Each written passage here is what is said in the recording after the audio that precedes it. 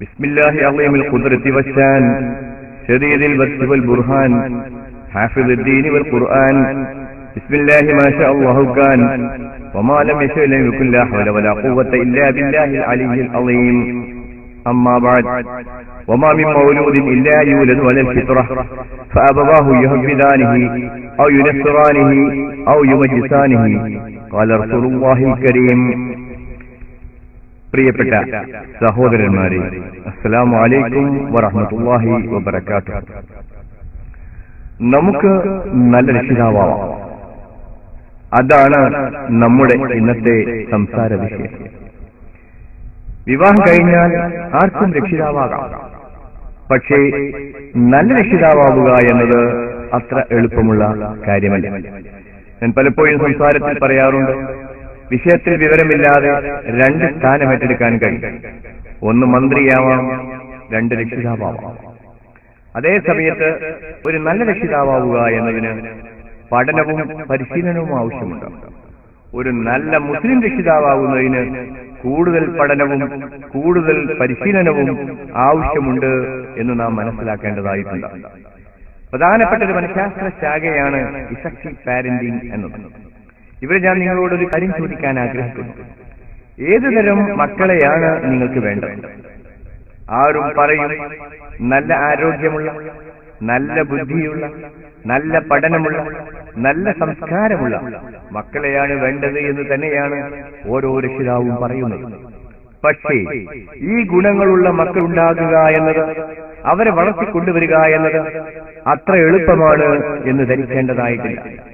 നല്ല വിവരവും പഠനവും പരിശീലനവും ആവർത്തിച്ചുള്ള പഠനവും നല്ല രക്ഷിതാവാകുന്നതിന് ആവശ്യമുണ്ട് എന്ന വിവരമാണ് ആദ്യമായി നമുക്ക് വേണ്ടത്. നമുക്കെടുക്കാം. നല്ല രക്ഷിതാവാകുന്നതിനുള്ള വിവരം കുട്ടി ജനിക്കുന്നതിന് മുമ്പ് ഉണ്ടാകേണ്ട വിവരമുണ്ട്, ജനിച്ചതിന് ശേഷം ഉണ്ടാകേണ്ട വിവരമുണ്ട്. ആരോഗ്യമുള്ള കുട്ടി ജനിക്കുന്നതിന് മുമ്പ് തന്നെ ശ്രദ്ധിക്കേണ്ടതായ ധാരാളം കാര്യങ്ങളുണ്ട്. നല്ല മാനസികാരോഗ്യമുള്ള കുട്ടികൾ ജനിക്കുന്നതിന് ഗർഭധാരണത്തിന് മുമ്പ് തന്നെ ശ്രദ്ധിക്കേണ്ടതായ കാര്യങ്ങളുണ്ട്. പ്രീനാറ്റൽ സൈക്കോളജി എന്നൊരു മനഃശാസ്ത്ര ശാഖ തന്നെയുണ്ട്. പ്രസവ പൂർവ മനഃശാസ്ത്രം എന്നാണ് ഇതിന് പറയുന്നത്. അഥവാ പ്രസവത്തിന് മുമ്പ്, പ്രസവത്തിന്റെ സമയത്തും മാതാവും കുട്ടിയും എങ്ങനെയൊക്കെ പെരുമാറുമെന്നും ആ കാലഘട്ടത്തിലുള്ള അനുഭവങ്ങൾ കുട്ടിയെയും മാതാവിനെയും എങ്ങനെയാണ് സ്വാധീനിക്കുക എന്നും വിശദീകരിക്കുന്ന മനഃശാസ്ത്ര ശാഖയാണ് പ്രീ നാറ്റൽ സൈക്കോളജി എന്ന് പറയുന്നത്.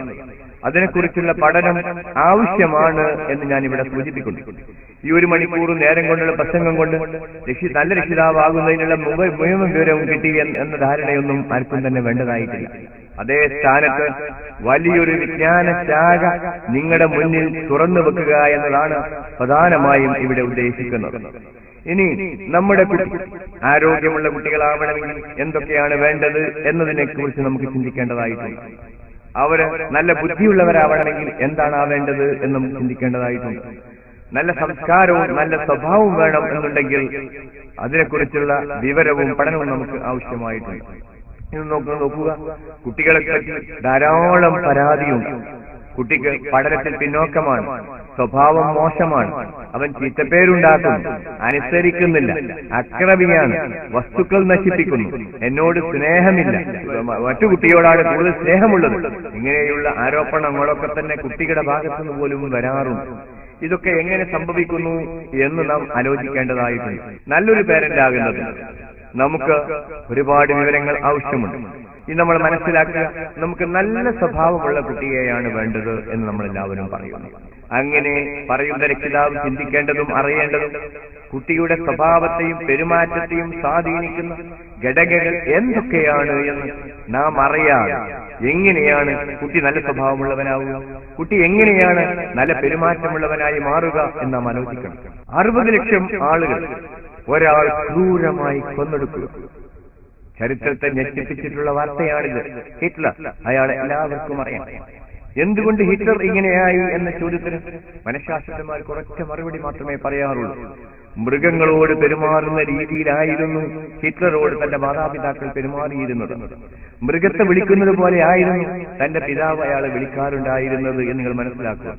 ചുരുക്കത്തിൽ ചെറുപ്പത്തിൽ കിട്ടിയ അനുഭവങ്ങൾ ആണ് ഭാവിയെ നിർണ്ണയിക്കുന്ന ഒരു പ്രധാനപ്പെട്ട ഘടകം എന്ന് നിങ്ങൾ മനസ്സിലാക്കുക. ഓരോ രക്ഷിതാവും മനസ്സിലാക്കേണ്ട, പഠിച്ചിരിക്കേണ്ട ഒരു മനഃശാസ്ത്രശാഖയുണ്ട്. അതിന്റെ പേരാണ് ട്രാൻസാക്ഷൻ അനാലിസിസ്, TA എന്ന ചുരുക്കപ്പേരിൽ അറിയപ്പെടുന്നു. ഡോക്ടർ എരിക് ബേൺ ആണ് ഈ മനഃശാസ്ത്രശാഖയുടെ പിതാവ്. ഓരോ രക്ഷിതാവും, ഓരോ ഭാര്യയും, ഓരോ ഭർത്താവും നല്ല ബന്ധങ്ങൾ ആരൊക്കെ ആഗ്രഹിക്കുന്നുണ്ടോ അവരൊക്കെ വായിച്ചിരിക്കേണ്ടതും മനസ്സിലാക്കിയിരിക്കേണ്ടതും പഠിക്കേണ്ടതുമായ മനഃശാസ്ത്രശാഖയാണ് TA എന്നുള്ളത്. എരിക് ബേൺ പറഞ്ഞിരിക്കുന്നത് 7 വയസ്സ് വരെ ഒരു കുട്ടിക്ക് കിട്ടുന്ന അനുഭവങ്ങൾ ആ കുട്ടിയുടെ ഭാവിയെ വളരെ പ്രധാനമായി സ്വാധീനിക്കുന്നു എന്നാണ്. 7 വയസ്സ് വരെയുള്ള കുട്ടിക്ക് കിട്ടുന്ന അനുഭവങ്ങൾ സന്തോഷകരമായ അനുഭവങ്ങളാണ് കൂടുതൽ കിട്ടിയതെങ്കിൽ കുട്ടി നല്ലവനായി തരാനുള്ള സാധ്യത വളരെ കൂടുതലാണ്. 7 വയസ്സിലെ കിട്ടിയത് ദുഃഖകരമായ മോശപ്പെട്ട അനുഭവങ്ങളാണ് എങ്കിൽ സ്വാഭാവികമായും കുട്ടിയുടെ പെരുമാറ്റവും സ്വഭാവവും കേടുവരാനുള്ള സാധ്യത വളരെ കൂടുതലാണ് എന്നാണ് അദ്ദേഹം പറയുന്നത്. അതോടൊപ്പം തന്നെ പേരന്റിങ്ങിന് പ്രാധാന്യം സൂചിപ്പിച്ചുകൊണ്ട് എരിക് ബേൺ പറഞ്ഞ വാക്കുകൾ ഇങ്ങനെയായിരുന്നു: every child is born as prince and princess but their parents make them proud. ഓരോ കുട്ടിയും രാജകുമാരനും രാജാത്തിയുമായി ജനിക്കുന്നു, പക്ഷെ രക്ഷിതാക്കൾ കുട്ടികളെ തവളകളാക്കി തരം താഴ്ത്തുന്നു എന്ന് എരിക് ബേൺ പറഞ്ഞുവെങ്കിൽ എത്ര രക്ഷിതാവിന് അറിയാം തന്റെ കുട്ടിയെ മോശക്കാരനാക്കി മാറ്റിയത്, തവളകളാക്കി മാറ്റിയത് ഞാനായിരുന്നു, അത് ഞാൻ എങ്ങനെയാണ് ആക്കി മാറ്റിയത് എന്ന വിവരം പല രക്ഷിതാക്കൾക്കുമില്ല. ഒരു ജർമ്മൻ മനഃശാസ്ത്രജ്ഞൻ ഒരു പുസ്തകം എഴുതിയിട്ടുണ്ട്, ഫോർ യുവർ ഓൺ ഗുഡ് എന്നാണ് ആ പുസ്തകത്തിന്റെ പേര്. മക്കളെ, നിങ്ങളെ നന്മയ്ക്ക് വേണ്ടിയാണ് ഞാനിതെല്ലാം ചെയ്തുകൊണ്ടിരിക്കുന്നത്. രക്ഷിതാക്കൾ ചെയ്യുന്നതൊക്കെ തന്നെ കുട്ടിയുടെ നന്മയ്ക്ക് വേണ്ടിയാണ് എന്ന് ധരിച്ചുകൊണ്ടാണ് പലപ്പോഴും ചെയ്യുന്നത്. പലപ്പോഴും രക്ഷിതാക്കൾ നന്മയ്ക്ക് വേണ്ടിയാണ് എന്ന് ധരിച്ച് ചെയ്യുന്ന പല കാര്യങ്ങളും കുട്ടികൾക്ക് തിന്മയായി ഭവിക്കുകയാണ് എന്ന വിവരം പോലും പല രക്ഷിതാക്കൾക്കുമില്ല എന്ന കാര്യം ഞാൻ ഇവിടെ ഉൾക്കാൻ ആഗ്രഹിക്കുന്നു. നിങ്ങളൊക്കെ തന്നെ വായിച്ചിരിക്കേണ്ട ഒരു പ്രധാനപ്പെട്ട പുസ്തകമുണ്ട്, കുട്ടികൾ എന്ത് പിഴച്ചു. ഞാനിത് പറയാനുള്ള കാരണം ഈ 1 മണിക്കൂർ കൊണ്ട് എല്ലാം പഠിച്ചു കഴിയുകയില്ല. അതേ സ്ഥാനത്ത് നിങ്ങൾക്ക് കൂടുതൽ പഠിക്കാൻ വേണ്ടിയാണ് തുടക്കത്തിൽ തന്നെ പുസ്തകത്തിന്റെ പേര് ഞാൻ ഓർക്കുന്നത്. കുട്ടികൾ എന്ത് പിഴച്ചു. CP വർക്കി എന്ന് പറയുന്ന മനഃശാസ്ത്രം എഴുതിയിരിക്കുന്ന പുസ്തകമാണ് ഈ പുസ്തകം. ഈ പുസ്തകം നിങ്ങൾ ഓരോരുത്തരും വായിക്കണം. വായിച്ചാൽ മാത്രം പോരാ, അതിൽ പറഞ്ഞിരിക്കുന്ന കാര്യങ്ങൾ നാം നടപ്പിലാക്കുകയും വേണം. ഇവിടെ പുസ്തകം വായിക്കണം, അറിയണമെന്ന് പറയുമ്പോൾ ഒരു കാര്യം കൂടി പറയാൻ ഞാൻ ആഗ്രഹിക്കുന്നു. മനഃശാസ്ത്രത്തിൽ ഒരു പ്രധാനപ്പെട്ട സിദ്ധാന്തമാണ് നോയിങ് ഈസ് നോട്ട് ഡൂയിങ്. അറിയൽ ചെയ്യലല്ല, അറിയൽ മാത്രമാണ്. പലതും നമുക്കറിയാം, പക്ഷെ നാം അത് പ്രാക്ടീസ് ചെയ്യുന്നില്ലെങ്കിൽ അത് അറിയാതിരിക്കുന്നതിന് തുല്യമാണ് എന്ന വിവരവും നമുക്കുണ്ടാവും. അപ്പോൾ ഞാൻ പറയാൻ ആഗ്രഹിക്കുന്നത്, കുട്ടിയുടെ സ്വഭാവത്തെ സ്വാധീനിക്കുന്ന ഘടകങ്ങൾ എന്തൊക്കെയാണ് എന്ന് അറിയുക എന്നതാണ് രക്ഷിതാവിന് ആദ്യമായി ഉണ്ടാവേണ്ട അറിവ്. ഒന്ന്, മാതാപിതാക്കൾ, വീട്ടിലുള്ള മറ്റുള്ള ആളുകൾ, അയൽവാസികൾ, അവരുടെ സുഹൃത്തുക്കൾ, അതുപോലെ തന്നെ അവന്റെ അങ്ങാടി, അവന്റെ വായന, റേഡിയോ, ടെലിവിഷൻ, ഇതൊക്കെ തന്നെ കുട്ടികളെ അങ്ങേയറ്റം സ്വാധീനിക്കുന്നുണ്ട് എന്ന വിവരം നാം അറിയണം. അത് അറിഞ്ഞാൽ മാത്രം പോരാ, ഇതിന്റെ ദുസ്വാധീനങ്ങളിൽ നിന്ന് നമ്മളെ കുട്ടികളെ എങ്ങനെ രക്ഷിക്കണം എന്ന വിവരവും രക്ഷിതാവിന് ഉണ്ടാവേണ്ടതായിട്ടുണ്ട്. അമേരിക്കയിൽ ഒരു സൈക്കോളജിസ്റ്റ് പറയുകയുണ്ട്, രക്ഷിതാവിന്റെ സ്ഥാനം ഇപ്പോൾ പിടിച്ചു പറ്റിയിരിക്കുന്നത് ടെലിവിഷനാണ് എന്നാണ്. മുമ്പൊക്കെ കുട്ടിയുടെ പെരുമാറ്റത്തെ ഏറ്റവും സ്വാധീനിച്ചിരുന്നത് മാതാപിതാക്കളായിരുന്നുവെങ്കിൽ ഇന്ന് കുട്ടിയുടെ പെരുമാറ്റത്തെ ഏറ്റവും കൂടുതൽ സ്വാധീനിക്കുന്നത് ടെലിവിഷനാണ് എന്ന ഒരൊറ്റ കാരണം കൊണ്ടാണ് രക്ഷിതാവിന്റെ സ്ഥാനം ഇപ്പോൾ ടെലിവിഷൻ പിടിച്ചു പറ്റിയിരിക്കുകയാണ് എന്ന് പറയുന്നത്. ടെലിവിഷനെ കുറിച്ച് പറയുമ്പോൾ കുട്ടികളുടെ പെരുമാറ്റത്തെ മാത്രമല്ല, വലിയവരുടെ പെരുമാറ്റത്തെയും എല്ലാവരുടെയും പെരുമാറ്റത്തെ അങ്ങേയറ്റം സ്വാധീനിക്കുന്ന ഒന്നാണ് ടെലിവിഷൻ എന്ന കാര്യം ഇവിടെ ഞാൻ പറയാൻ ആഗ്രഹിക്കുന്നു. ടിവിക്കെതിരെ 4 വാദങ്ങൾ എന്ന് മലയാളത്തിലുള്ള പുസ്തകങ്ങൾ വായിച്ചിരിക്കേണ്ടതായിരുന്നു. ഈ പുസ്തകം വാസ്തവത്തിൽ അമേരിക്കൻ സൈക്കോളജിസ്റ്റായ ജെറി മാൻഡർ എഴുതിയിരിക്കുന്ന 4 arguments for the elimination of T V ഇല്ലാതാക്കാൻ 4 വാദങ്ങൾ എന്ന പുസ്തകത്തിന്റെ മലയാളത്തിലുള്ള പരിഭാഷയാണ് ടിവിക്കെതിരെ 4 വാദങ്ങൾ എന്ന പുസ്തകം. ആ പുസ്തകം വായിച്ചു നോക്കിയാൽ ടി വി എത്രമാത്രമാണ് നമ്മളെ സ്വാധീനിക്കുന്നത് എന്ന് നമുക്ക് മനസ്സിലാക്കാൻ കഴിയും. പക്ഷേ ടിവിക്കെതിരെ പറയുന്നത് പോലും ആർക്കും ഇഷ്ടമുണ്ടാവുകയില്ല. പക്ഷെ ഒരു കാര്യം ഞാൻ പറയാൻ ആഗ്രഹിക്കുന്നു, ഞാൻ ഇതുവരെ എന്റെ വീട്ടിൽ ടി വി വാങ്ങിയിട്ടില്ല. ഈ ബുദ്ധി നിലനിൽക്കുന്നുവെങ്കിൽ ടി വി വാങ്ങാൻ ഉദ്ദേശിക്കുന്നുമില്ല. കാരണം ഒരു മനഃശാസ്ത്ര വിദ്യാർത്ഥി എന്ന നിലയ്ക്ക് ടി വി നമ്മുടെ പെരുമാറ്റത്തെ എങ്ങേയറ്റം ഇത്രമാത്രം സ്വാധീനിക്കുന്നു എന്ന് മാത്രമല്ല നമ്മുടെ സ്വഭാവം കേടുവരുത്തുന്നതിൽ, നമ്മുടെ സംസ്കാരം നശിപ്പിക്കുന്നതിൽ എത്രമാത്രം കേടുവരുത്തുന്നത് എന്ന ആ ബോധ്യത്തിൽ നിന്നാണ് ഞാൻ ടി വി വാങ്ങാതിരിക്കുന്നത്. നിങ്ങളുടെ വീട്ടിലൊക്കെ തന്നെ ടി വി ഉണ്ടാകും. ഭൂരിഭാഗം ആളുകളുടെ വീട്ടിലും ടി വി ഉണ്ട്. എന്തിനാണ് ടി വി എന്ന് ചോദിച്ചാൽ വാർത്തകൾ അപ്പപ്പോയി അറിയാനാണ്. പക്ഷേ വാർത്തകളേക്കാൾ ഉപരി എന്തിനാണ് ടി വി ഉപയോഗിക്കുന്നത് എന്ന് നിങ്ങൾ പ്രത്യേകമായി മനസ്സിലാക്കണം, ആലോചിക്കണം എന്ന് മാത്രമേ ഇത്തരണത്തിൽ ഇവിടെ ഞാൻ സൂചിപ്പിക്കാൻ ആഗ്രഹിക്കുന്നു. അപ്പോൾ ഞാൻ പറഞ്ഞു വന്നത് കുട്ടിയുടെ സ്വഭാവത്തെയും പെരുമാറ്റത്തെയും സ്വാധീനിക്കുന്ന ഘടകങ്ങൾ എന്തൊക്കെയാണ് എന്ന് ഓരോന്നായി നമ്മൾ അറിയേണ്ടതായിട്ടുണ്ട്. ഞാൻ ആദ്യം പറഞ്ഞത് കുട്ടിയുടെ സ്വഭാവത്തെയും പെരുമാറ്റത്തെയും സംസ്കാരത്തെയും സ്വാധീനിക്കുന്ന ഏറ്റവും വലിയ ഘടകം മാതാപിതാക്കളാണ് എന്ന് ഞാൻ ഇവിടെ സൂചിപ്പിച്ചു. മാതാപിതാക്കളിൽ മാതാവാണ് എന്ന് ഉണർത്താൻ ഞാൻ ആഗ്രഹിക്കുന്നു. ഇവിടെയാണ് ഇഫക്റ്റീവ് പാരന്റിങ്ങിനെ കുറിച്ച് ഏറ്റവും കൂടുതൽ വിവരം വേണ്ടത് നമ്മുടെ സ്ത്രീകൾക്കാണ്, നമ്മുടെ അമ്മമാർക്കാണ്, നമ്മുടെ ഉമ്മമാർക്കാണ് എന്ന വിവരം നമുക്കുണ്ടാവണം. വാസ്തവത്തിൽ നമ്മുടെ ഉമ്മമാർക്ക്, നമ്മുടെ മാതാക്കൾക്ക് എത്രമാത്രം ഇതിനെക്കുറിച്ച് വിവരമുണ്ടെന്ന് ആലോചിക്കുക. വാസ്തവത്തിൽ ഈ വിവരമില്ലായ്മയാണ് കുട്ടികളുടെ വളർച്ചയെ ഏറ്റവും പ്രതികൂലമായി ബാധിക്കുന്നത് എന്ന് നമ്മൾ ഓരോരുത്തരും ഓർക്കും. ഇവരിനി കുട്ടിയെ എങ്ങനെയൊക്കെയാണ് മാതാപിതാക്കൾ സ്വഭാവത്തെ സ്വാധീനിക്കുന്നത് എന്ന് ഇവിടെ നിർത്താൻ ആഗ്രഹിക്കുന്നു. ഇവിടെയാണ് എരിക് ബേണിന്റെ സിദ്ധാന്തത്തിലേക്ക് തന്നെ ഞാൻ വരുന്നത്. എരിക് ബേൺ പറഞ്ഞു, മനുഷ്യന്മാർക്ക് എല്ലാവർക്കും തന്നെ 3 ആവശ്യങ്ങളുണ്ട്. ഒന്ന് സ്റ്റിമുലസ് ഹങ്കർ, പരസ്പരം ഉത്തേജിപ്പിക്കപ്പെടാനുള്ള മനുഷ്യന്റെ വിശപ്പ്. മറ്റൊന്ന് റെക്കഗ്നിഷൻ ഹങ്കർ, അംഗീകാരത്തിനുള്ള മനുഷ്യന്റെ കൊതി അഥവാ ആഗ്രഹം. മറ്റൊന്ന് ടൈം സ്ട്രക്ചറിംഗ് ഹങ്കർ, സമയം സുഖകരമായി പോയി കിട്ടുക എന്ന ആവശ്യം. ഇവിടെ നമ്മൾ മനസ്സിലാക്കേണ്ടത്, ഒരു കുട്ടി ജനിക്കുന്നു. ഒരു കുട്ടി ജനിച്ച കുട്ടിക്ക് എങ്ങനെയാണ് സ്റ്റിമുലസ് കിട്ടുന്നത് ചോദിച്ചാൽ സ്പർശനത്തിലൂടെയാണ് പ്രധാനമായി കിട്ടുന്നത്. ഒരു ജനിച്ച കുട്ടിയെ ഏതാനും മാസം അവരെ സ്പർശിക്കുന്നില്ല എങ്കിൽ ആ കുട്ടി ജീവിക്കാൻ പോലുമുള്ള സാധ്യതയില്ല എന്ന വിവരം നമ്മളിൽ എത്ര പേർക്കറിയാം.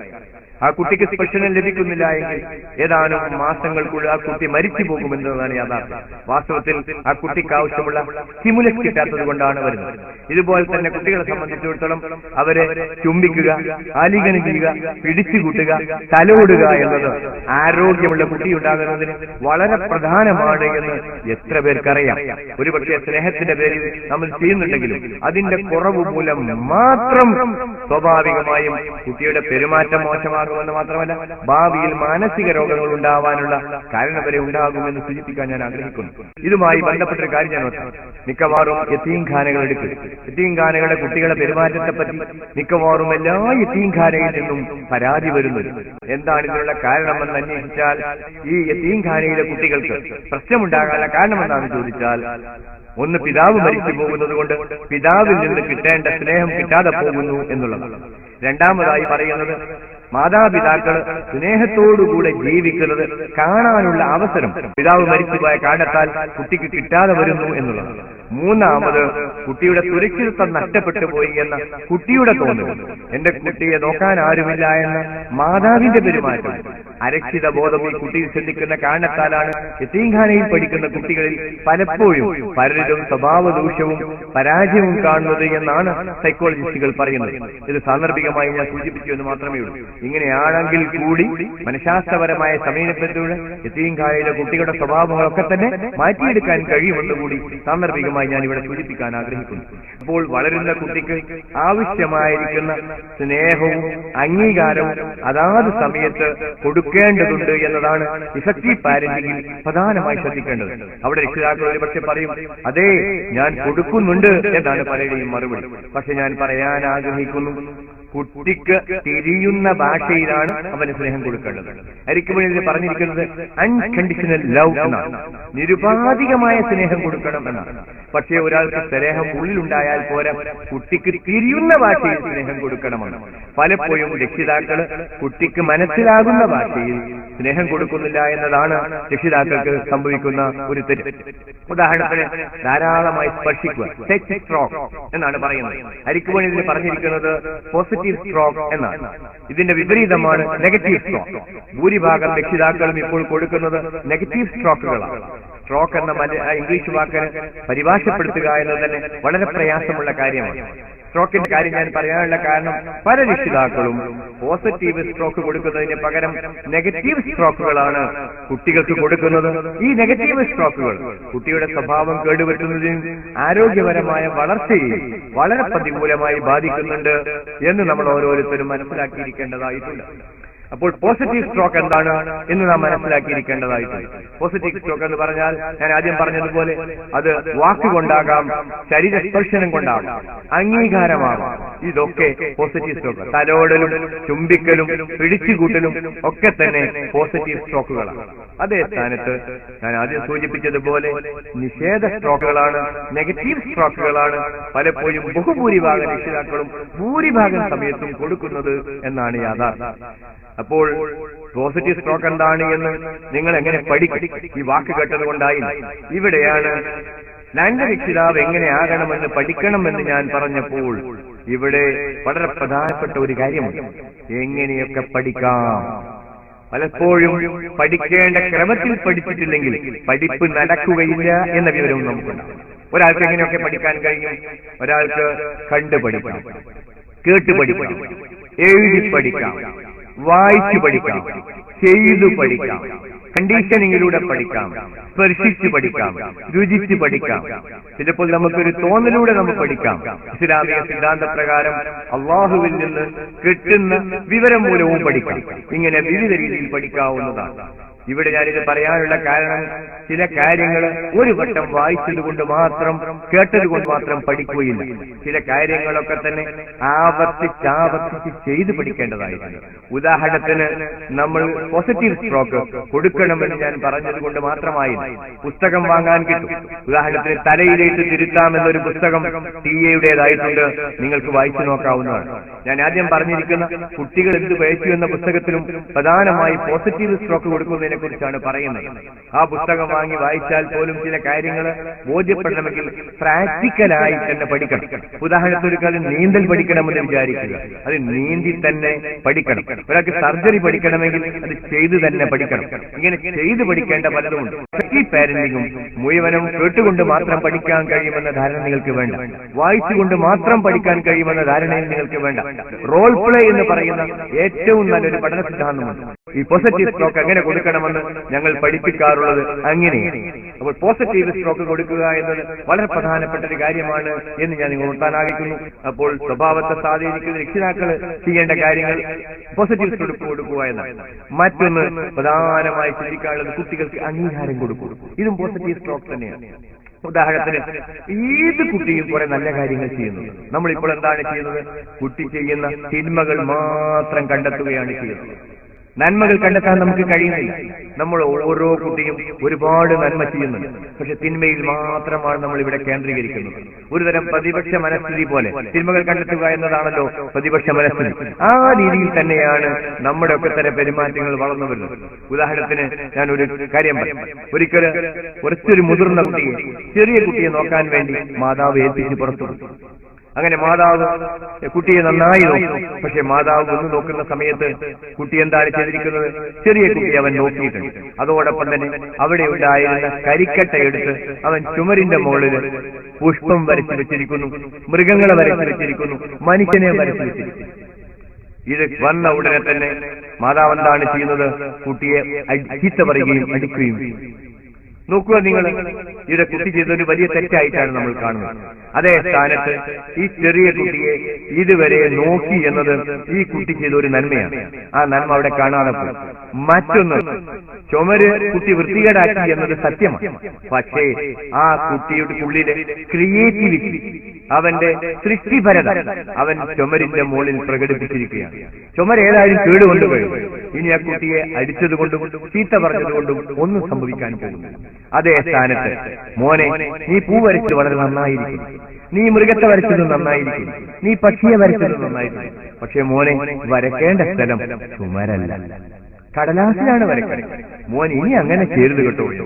സ്നേഹത്തോടുകൂടി സന്തോഷത്തോടുകൂടി അംഗീകാരം കൊടുത്താണ് പറയുന്നതെങ്കിൽ ആ കുട്ടി നന്നാകും. അതേ സ്ഥാനത്ത് ഇപ്പൊ എന്താ സംഭവിച്ചിരിക്കുന്നത്? ഒന്ന്, ചെറിയ കുട്ടിയെ നോക്കുക എന്ന നന്മക്ക് ഒരംഗീകാരവും കിട്ടില്ല. അറിയാതെയാണെങ്കിൽ ഒരു പൂ അവിടെ വരച്ചു വെച്ചു. കുട്ടിയുടെ കഴിവാണ് അവിടെ പ്രകടമായി കാണുന്നത്. അതിനും കുട്ടിക്ക് അംഗീകാരം കിട്ടി. ഇത് ഒരൊറ്റപ്പെട്ട സംഭവമായി നിങ്ങൾ കാണേണ്ടതായിട്ടില്ല. ഇതുപോലെ തന്നെ നമ്മൾ മനസ്സിലാക്കേണ്ടിയിരിക്കുന്ന കാര്യം, ഒരു ഇസ്ലാമികമായ പേരന്റിങ്ങിലേക്ക് വരുമ്പോൾ വളരെ ഇതുവരെ ഞാൻ പറഞ്ഞത് പൊതുവായ പേരന്റിങ്ങിനെ കുറിച്ചാണ്. ഇസ്ലാമികമായ പേരന്റിങ് ആണ് എങ്കിൽ അവിടെയും നമ്മൾ ആലോചിക്കേണ്ടതായിട്ടുണ്ട്. ഭാര്യാഭർത്തൃ ബന്ധത്തില് അങ്ങേയറ്റം സ്നേഹത്തോടുകൂടി നമ്മൾ ജീവിക്കുന്നത് കാണുക എന്നത് വളരെ പ്രധാനപ്പെട്ടതാണ്. ആളുകൾ കാര്യങ്ങൾ കണ്ടുപഠിക്കുന്നത് എങ്ങനെയാണ്? മോഡലിങ്ങിലൂടെയാണ്. മാതാപിതാക്കൾ എന്താണോ ചെയ്യുന്നത് അത് തന്നെയാണ് കുട്ടികളും കണ്ടുപഠിക്കുന്നത്. Behaviour is copy. പെരുമാറ്റം പകർത്തപ്പെടുകയാണ്, മറ്റുള്ളവരിൽ നിന്ന് അനുകരിക്കുകയാണ് എന്നാണ് മനഃശാസ്ത്രജ്ഞന്മാർ പറയുന്നത്. ഇനി നമ്മുടെ കുട്ടി ഇസ്ലാമികമായ രീതിയിൽ വളർന്നു വരേണ്ടതിന് ഒരുപാട് കാര്യങ്ങൾ ശ്രദ്ധിക്കേണ്ടതായിട്ടുണ്ട്. കുട്ടികളെ എങ്ങനെ വളർത്തണമെന്ന് അബൂബക്കർ ഷെർവാനിയുടെ പുസ്തകം പൂങ്കാവനം പ്രസിദ്ധീകരിച്ചിട്ടുണ്ട്. ആ പുസ്തകം നിങ്ങൾ വാങ്ങി വായിക്കേണ്ടതാണ്. ഉദാഹരണത്തിന്, കുട്ടിക്ക് പേരിടുന്ന സ്ഥലത്ത് കുട്ടിക്ക് പേരിടുന്നത് നല്ല ആരിഫ്യങ്ങളുടെയും നല്ലവരുടെയും പേരിട്ട് കൊടുക്കുന്നത് ഭാവിയിൽ കുട്ടിയെ വളർച്ചയെ വളരെയധികം മനഃശാസ്ത്രപരമായി സ്വാധീനിക്കുന്ന ഒരു ഘടകമാണ് എന്ന് മനസ്സിലാക്കുക. ഇതുപോലെ തന്നെ പേരിന്റെ പിന്നിൽ പരിഷ്കാരം നോക്കി പോകുന്ന പലരുമുണ്ട്. പേര് മുസ്ലിമാണെന്ന് പോലും തിരിച്ചറിയാൻ മടിയുള്ള പേരിട്ടിരിക്കുന്ന പല ആളുകളുമുണ്ട് എന്ന് കാണും. അതുകൊണ്ട് പേരിടുമ്പോൾ വളരെ ശ്രദ്ധിക്കേണ്ടതായിട്ടുണ്ട് എന്ന് പ്രത്യേകമായിട്ടുള്ളൂ. പ്രത്യേകിച്ച് അള്ളാഹുവിന്റെ പേരിന്റെ കൂടെ അബ്ദു എന്ന് ചേർത്തുകൊണ്ട പേര്, ഏറ്റവും നല്ല പേര് അബ്ദുള്ള എന്ന പേര് ഏറ്റവും നല്ലതാണ്. ഇങ്ങനെ അതുപോലെ തന്നെ അംബിയാ മുർസലുകളുടെ പേരുകൾ വളരെ നല്ലതാണ്. പക്ഷെ അതൊന്നും പരിഷ്കാരം പോരാ എന്നുള്ള ചിന്താഗതി പലർക്കുമുണ്ട് എന്നുള്ളതാണ് സത്യം. പേരിടുന്ന കാര്യത്തിൽ തന്നെ ശ്രദ്ധിക്കേണ്ടതായിട്ടുണ്ട്. അങ്ങനെ ഓരോ കാലഘട്ടത്തിലും കർമ്മത്തിലും ചെയ്യേണ്ടത് എന്തൊക്കെയാണ് എന്ന് വ്യക്തമായി നാം പഠിക്കേണ്ടതായിട്ടുണ്ട്. അത് കഴിഞ്ഞിട്ട് ഇഫക്റ്റീവ് പാരന്റിങ്ങിനെ കുറിച്ച് പറയുമ്പോൾ നമ്മുടെ കുട്ടികൾ നഴ്സറിയിലേക്ക് നാം അയക്കുന്നു. നഴ്സറിയിലേക്ക് അയക്കുമ്പോൾ ഇതിനു മുമ്പ് മുസ്ലിങ്ങളുടെ മാനേജ്മെന്റിലുള്ള ഇസ്ലാമിക് നഴ്സറി സ്കൂളുകൾ വളരെ കുറവായിരുന്നു. മറ്റ് സമുദായത്തിന് നഴ്സറിയിൽ നമ്മുടെ സംസ്കാരത്തിനെതിരെ പുച്ഛഭാവം വളർത്തുകയും ഇസ്ലാമികമായ ആചാരങ്ങൾ തീരെ സമ്മതിക്കാതിരിക്കുകയും ചെയ്യുന്ന അവസ്ഥ വരെ നഴ്സറിയിൽ ഉണ്ടായിരുന്നു എന്നതൊരു സത്യമാണ്. ഇപ്പോഴും എത്രയോ രക്ഷിതാക്കൾ, പ്രത്യേകിച്ച് ഇംഗ്ലീഷ് മീഡിയം സ്കൂളുകൾ, മുസ്ലിങ്ങളുടെ ഒരു സ്റ്റാൻഡേർഡ് പോരാ എന്ന് പറഞ്ഞുകൊണ്ട് മറ്റ് നഴ്സറി സ്കൂളുകളിലേക്ക് അയക്കുന്നുണ്ട്. വാസ്തവത്തിൽ തന്റെ കുട്ടിയുടെ സംസ്കാരം നശിച്ചാലും തിരക്കടില്ല, ഇംഗ്ലീഷ് വിദ്യാഭ്യാസം കിട്ടിയാൽ മാത്രം മതി എന്ന് ചിന്തിക്കുന്നത് ഒരു പരലോക വിജയത്തിൽ ചിന്തിക്കുന്ന ഒരു മുസൽമാനും ഒരിക്കലും യോജിച്ചതല്ല എന്ന് നിങ്ങളോട് വ്യക്തമായി പറയാൻ ഞാൻ ആഗ്രഹിക്കുന്നു. മുസ്ലിം മാനേജ്മെന്റ് നടത്തുന്ന അവിടെ കീഴിലുള്ള ഇസ്ലാമിക് നഴ്സറി സ്കൂളിലേക്കാണ് നാം അയക്കേണ്ടതായിട്ടുള്ളത്. അവിടെ മുസ്ലിം ടീച്ചർമാരും ഇസ്ലാമിക സംസ്കാരം കൂടി പഠിപ്പിക്കുന്ന സ്ഥലമാണ് എന്നുകൂടി ഉറപ്പുവരുത്തുന്നത് വളരെ പ്രധാനപ്പെട്ട കാര്യമാണ്. അപ്പൊ നഴ്സറി വിദ്യാഭ്യാസത്തിൽ നാം വളരെയധികം ശ്രദ്ധിക്കേണ്ടതായിട്ടുണ്ട്. കുട്ടികൾക്ക് LKG-യിലും UKG-യിലും എഴുത്ത് പഠിപ്പിച്ചുകൂടാ എന്നാണ് മനഃശാസ്ത്രജ്ഞന്മാർ പറയുന്നത്. പക്ഷേ പലപ്പോഴും അത് പഠിപ്പിക്കുന്നുണ്ട് എന്നത് മനഃശാസ്ത്ര സിദ്ധാന്തങ്ങൾക്കെതിരാണ്. പക്ഷേ ഒരു സ്കൂൾ പഠിപ്പിക്കുമ്പോൾ മറ്റേ സ്കൂൾ അത് പഠിപ്പിക്കാതിരുന്നാൽ തങ്ങൾ മോശക്കാരായി ചിത്രീകരിക്കുമോ എന്ന ഭയത്താലാണ് ഇങ്ങനെ ചെയ്യുന്നത്. വാസ്തവത്തിൽ അവിടെ തുമ്പിയെ കൊണ്ട് കല്ലെടുപ്പിക്കുക എന്ന ഒരു സിദ്ധാന്തം കൂടി നടക്കുന്നുണ്ട് എന്ന് സൂചിപ്പിക്കാൻ ഞാൻ ആഗ്രഹിക്കുന്നു. ഇനി മുസ്ലിം മാനേജ്മെന്റ് നഴ്സറി ആയാൽ മാത്രം പോരാ, ആ നഴ്സറി കാലഘട്ടത്തിൽ തന്നെ ഇസ്ലാമിക സംസ്കാരത്തിന്റെ ശകലങ്ങൾ അവിടെ പഠിപ്പിക്കപ്പെടുന്നുണ്ട് എന്നുകൂടി നാം ഉറപ്പുവരുത്തേണ്ടതായിട്ടുണ്ട്. അങ്ങനെ നാം ഏത് കലാലയത്തിലേക്ക് അയക്കുന്നു എന്നത് വളരെ പ്രധാനമാണ്. ഇസ്ലാമിക സംസ്കാരത്തെ പുച്ഛിക്കുന്ന മാനേജ്മെന്റിന്റെ കീഴിലോ ടീച്ചർമാരുള്ള സ്ഥാപനത്തിലേക്കാണ് നിങ്ങൾ അയക്കുന്നതെങ്കിൽ നിങ്ങളുടെ കുട്ടിയുടെ സംസ്കാരം പ്രത്യേകമായും പ്രതികൂലമായി ബാധിക്കും എന്ന കാര്യം ഉറപ്പാണ്. അപ്പോൾ വിദ്യാലയം തിരഞ്ഞെടുക്കുന്ന കാര്യത്തിലും ഇഫക്റ്റീവ് പാരന്റിംഗിൽ വളരെ പ്രാധാന്യം അറിയിക്കുന്നുണ്ട് എന്നിവിടെ സൂചിപ്പിക്കുവാൻ ഞാൻ ആഗ്രഹിക്കുന്നു. നിങ്ങൾ ആലോചിച്ചിട്ടുണ്ടോ എന്തിനാണ് നിങ്ങൾ കുട്ടികളെ പോറ്റുന്നത് എന്ന്? വാസ്തവത്തിൽ നാം കുട്ടികൾ പോറ്റുന്നത് നമ്മുടെ സന്തോഷത്തിന് വേണ്ടിയാണ്. വിശുദ്ധ ഖുർആൻ പോലും ഇക്കാര്യം പറയുന്നുണ്ട്. റബ്ബനാ ഹബ്നാ മിൻ അസ്വാജിനാ വദുരിയാതിനാ ഖുർറത അയ്യുനിൻ എന്നാണ് പറയുന്നത്. ഭാര്യമാരിൽ ഭർത്താക്കന്മാരിൽ സന്താനങ്ങളിൽ പരമാനന്ദം നൽകണമേ എന്നാണ് പ്രാർത്ഥിക്കാനാണ് നമ്മളോട് ആവശ്യപ്പെട്ടിരിക്കുന്നത്. കുട്ടികൾ എന്തിന് എന്ന് നമ്മൾ ആലോചിക്കുന്നു. എങ്ങനെയൊക്കെയാണ് നമ്മുടെ കുട്ടികൾ നമുക്ക് സന്തോഷം നൽകുന്നത്? അതും നമ്മൾ അറിയേണ്ടതാണ്. കുട്ടിയുടെ ഓരോ വിജയവും നമുക്ക് സന്തോഷമാണ്. അവന്റെ നല്ല സ്വഭാവം നമുക്ക് സന്തോഷമാണ്. അവന്റെ നല്ല സന്തോഷത്തിന് മറ്റുള്ളവർ തരുന്ന അംഗീകാരം നമുക്ക് സന്തോഷമാണ്. നമുക്ക് വാർദ്ധക്യമാകുമ്പോൾ അവർ നമ്മളെ സംരക്ഷിക്കുക എന്നത് നമുക്ക് സന്തോഷമാണ്. നമ്മുടെ മക്കൾ നമുക്ക് സ്നേഹവും ബഹുമാനവും തരുമ്പോൾ നമുക്ക് സന്തോഷമാണ്. ഇങ്ങനെ വിവിധങ്ങളായ രീതിയിലാണ് മക്കൾ നമുക്ക് സന്തോഷം നൽകുന്നത്. പക്ഷെ സന്തോഷം നൽകുന്ന മക്കൾ വേണം എന്നുണ്ടെങ്കിൽ ഇഫക്റ്റീവ് പാരന്റിങ്ങിലൂടെ സന്തോഷം നമുക്ക് തരത്തക്ക വിധത്തിലുള്ള മക്കളെ വളർത്തിയെടുക്കുക എന്നത് നമ്മുടെ ഉത്തരവാദിത്തമാണ് എന്ന് നാം മനസ്സിലാക്കാം. കുട്ടികളെ നാം പഴിച്ചിട്ട് കാര്യമില്ല. ഞാൻ ആദ്യം സൂചിപ്പിച്ചതുപോലെ കുട്ടി എന്താണോ ആയത് അതാക്കി തീർക്കുന്നത് രക്ഷിതാക്കളാണ് എന്ന് പ്രവാചകർ പറഞ്ഞില്ലേ. ഓരോ കുട്ടിയും ശുദ്ധപ്രകൃതിയോട് ജനിക്കുന്നു. എന്നിട്ട് അവന്റെ രക്ഷിതാക്കൾ അവനെ ജൂതനോ ക്രിസ്ത്യാനിയോ മജൂസിയാക്കി മാറ്റുന്നു എന്ന് പറഞ്ഞാൽ അതിന്റെ അർത്ഥം എന്താണ്? അവൻ ആരായിത്തീരുന്നു അവനെ അതാക്കി മാറ്റിയത് മാതാവും പിതാവുമാണ് എങ്കിൽ ഈ ഉത്തരവാദിത്വത്തിൽ നിന്ന് ഒഴിഞ്ഞു മാറാൻ നിങ്ങൾ ഒരാൾക്കും തന്നെ സാധ്യമല്ല എന്ന് ഓർക്കുക. നിങ്ങളെ കുട്ടി എന്തായി എന്നതിന്റെ മുഴുവൻ ഉത്തരവാദിത്വം നിങ്ങൾക്ക് തന്നെയാണ് എന്നാണ് പ്രവാചകർ റസൂലുള്ളാഹി സ്വല്ലല്ലാഹു അലൈഹി വസല്ലം പറഞ്ഞതെങ്കിൽ ഇതിന് തന്നെ തുല്യമായ വാചകമാണ് ഡോക്ടർ എരിക് ബേൺ പറഞ്ഞിരിക്കുന്നത്. എരിക് ബേൺ എന്താണ് പറഞ്ഞത്? Every child is born as prince and princess. ഓരോ കുട്ടിയും രാജകുമാരനും രാജാത്തിയുമായി ജനിക്കുന്നു. എന്നിട്ട് രക്ഷിതാക്കൾ അവരെ തവണകളാക്കി തരം താഴ്ത്തുന്നു എന്ന് പറഞ്ഞതിൽ നിന്ന് നിങ്ങൾ മനസ്സിലാക്കേണ്ടത് നിങ്ങളുടെ കുട്ടി എന്തായിത്തീർന്നുവോ അതിന്റെ ഏറ്റവും വലിയ ഉത്തരവാദിത്വം നിങ്ങൾക്ക് തന്നെയാണ് എന്നുള്ള ബോധം നിങ്ങൾക്കുണ്ടാവണമെന്നാണ് ഞാൻ പറയാൻ ആഗ്രഹിക്കുന്നത്. അപ്പോൾ നമ്മളെ കുട്ടിയെ നമ്മൾ എന്തൊക്കെയാണ് പഠിപ്പിക്കേണ്ടത്? ഇതോടൊപ്പം തന്നെ കുട്ടികളെ പ്രധാനമായി പഠിപ്പിക്കേണ്ടതാണ് മാതൃപിതൃ ബാധ്യതകൾ. നമ്മൾ ആഗ്രഹിക്കുന്നു നമ്മുടെ കുട്ടികൾ അങ്ങനെ പെരുമാറും. പക്ഷേ ഒരു ചോദ്യം ഉയരുന്നു, മാതൃപിതൃ ബാധ്യതകൾ കുട്ടികളെ ആര് പഠിപ്പിക്കും? ഒരു മാതാവിന് ഒരു പിതാവിന് ഒരു പക്ഷേ നീ എന്നോട് ഇങ്ങനെയൊക്കെ പെരുമാറണമെന്ന് പഠിപ്പിക്കാൻ ഒരു പക്ഷേ പ്രയാസം തോന്നിയേക്കാം. ഇതാര് പഠിപ്പിക്കുമെന്നത് ഒരു വലിയ പ്രശ്നമാണ്. ഇന്നത്തെ ഏറ്റവും വലിയ പ്രശ്നം ഇത് തന്നെയാണ്. മാതാപിതാക്കളോടുള്ള കടമകൾ മക്കൾ നിർവഹിക്കുന്നില്ല എന്നതാണ് ഏറ്റവും വലിയൊരു പ്രശ്നം. അപ്പോൾ ഇഫക്റ്റീവ് പാരന്റിങ്ങിന്റെ ഭാഗമെന്ന നിലക്ക് മാതൃപിതൃ ബാധ്യതകൾ എന്റെ മകൻ നന്നായി അറിഞ്ഞിരിക്കണം, അതവനെ പഠിപ്പിച്ചിരിക്കണം, അതെങ്ങനെയൊക്കെ പഠിപ്പിച്ചിരിക്കണം എന്നുള്ള വിവരം രക്ഷിതാവിനുണ്ടാവണം. അല്ലെങ്കിൽ ദുഃഖം തരുന്ന മക്കൾ നമുക്കുണ്ടാവും. ഇന്ന് നിങ്ങൾ നോക്കുക, യൂറോപ്യൻ രാജ്യങ്ങളിൽ സ്റ്റുഡൻസ് ഹോസ്റ്റലിനേക്കാൾ യൂത്ത് ഹോസ്റ്റലിനേക്കാൾ കൂടുതൽ ഓൾഡ് ഏജ് ഹോസ്റ്റലുകളാണ് വന്നുകൊണ്ടിരിക്കുന്നത്. എന്തുകൊണ്ട് യൂറോപ്യൻ നാടുകളിൽ ഓൾഡ് ഏജ് ഹോസ്റ്റലുകൾ വരുന്നു? മാതാപിതാക്കളോടുള്ള കടമ നിർവഹിക്കുന്നതിൽ മക്കൾ പരാജയപ്പെടുന്ന കാരണത്താലാണ് ഓൾഡ് ഏജ് ഹോസ്റ്റലുകൾ വരുന്നത്. അതേ സംസ്കാരം ഇതാ ഇപ്പോൾ കേരളത്തിലും വന്നുകൊണ്ടിരിക്കുകയാണ്. പലപ്പോഴും മാതൃഭൂമിയിലും മനോരമയിലൊക്കെ സുഖമായി ജീവിക്കാനുള്ള ഓൾഡ് ഏജ് ഹോമുകളുണ്ട് എന്ന് പരസ്യം ചെയ്യുന്ന ഒരവസ്ഥ വരെ എത്തിക്കഴിഞ്ഞിട്ടുണ്ട് എന്ന് മനസ്സിലാക്കുക. അപ്പോൾ മാതൃപിതൃ ബാധ്യതകൾ എന്റെ കുട്ടി അറിഞ്ഞിരിക്കണം, അവനത് പഠിച്ചിരിക്കണം എന്ന ബോധം രക്ഷിതാവിനുണ്ടാകണം എന്നാണ് ഞാൻ ഇവിടെ സൂചിപ്പിക്കുവാൻ ആഗ്രഹിക്കുന്നത്. പക്ഷെ ഇതാര് പഠിപ്പിക്കും?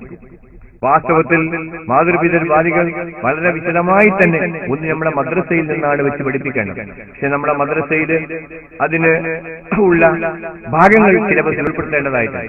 അതോടൊപ്പം തന്നെ മാതൃപിതൃ ബാധ്യതകൾ എന്നൊരു പുസ്തകം കസൻ പബ്ലിഷിംഗ് ഹൗസ് പ്രസിദ്ധീകരിച്ചിട്ടുണ്ട്. ആ പുസ്തകം വാങ്ങി വായിക്കുന്നത് നന്നായിരിക്കുമെന്ന് മാത്രമല്ല, ഓരോ രക്ഷിതാവും ആ പുസ്തകത്തിന്റെ ഒരു കോപ്പി നമ്മളെ കുട്ടിക്ക് വാങ്ങിക്കൊടുക്കുന്നതും നന്നായിരിക്കും. ഇതുപോലെ തന്നെ പുസ്തകങ്ങൾ വാങ്ങി നിങ്ങൾക്ക് കുട്ടികൾക്ക് കൊടുക്കാവുന്നതാണ്. ഇതുപോലെ തന്നെ ഇവിടെ നല്ല രക്ഷിതാവ് എങ്ങനെയാവാം എന്നതോടൊപ്പം തന്നെ മാതൃപിതൃ ബാധ്യതകളുള്ള കസറ്റുകൾ ലഭ്യമാകുകയാണെങ്കിൽ അതും വാങ്ങി വായിക്കാൻ കൊടുക്കുന്നത് നന്നായി. പക്ഷേ കുട്ടികളെ കുറച്ചുകൂടി ഉയർന്നതിന് ശേഷവും ഈ വിഷയങ്ങൾ പഠിപ്പിക്കാവുന്നതാണ്. വാസ്തവത്തിൽ രക്ഷിതാക്കള് മനസ്സിലാക്കിയിരിക്കേണ്ട കാര്യം, നമ്മുടെ കുട്ടി എങ്ങനെയായിത്തീരുന്നു എന്ന് അന്തിമമായി തീരുമാനിക്കുന്നത് രക്ഷിതാക്കൾ തന്നെയാണ് എന്ന ബോധം നമ്മളിലുണ്ടാവുകയും ഇനി എന്തൊക്കെ പെരുമാറ്റം എന്റെ ഭാഗത്ത് മാറ്റം വരുത്തേണ്ടതുണ്ട് എന്ന് ചിന്തിക്കേണ്ടതായിട്ടുണ്ട്. ഇപ്പൊ കുറച്ച് കാര്യങ്ങൾ ഞാൻ നിങ്ങളോട് പറഞ്ഞു. പക്ഷെ ഇപ്പോഴുള്ള എന്റെ പെരുമാറ്റം എങ്ങനെയാണ്? ഇവിടെയാണ് കുട്ടികളെ പ്രചോദിപ്പിക്കാൻ നമ്മൾ അറിയാൻ. നമുക്ക് മക്കള് അതോടൊപ്പം തന്നെ എന്തിനാണ് എന്നുള്ളതിന് ഏറ്റവും വലിയൊരു മറുപടി നമ്മൾ പറയാവുന്നതാണ്, ഈ ലോകത്തും പരലോകത്തും ഉപകാരപ്പെടുന്ന മക്കളെന്നാണ് നമ്മൾ പറയാറ്.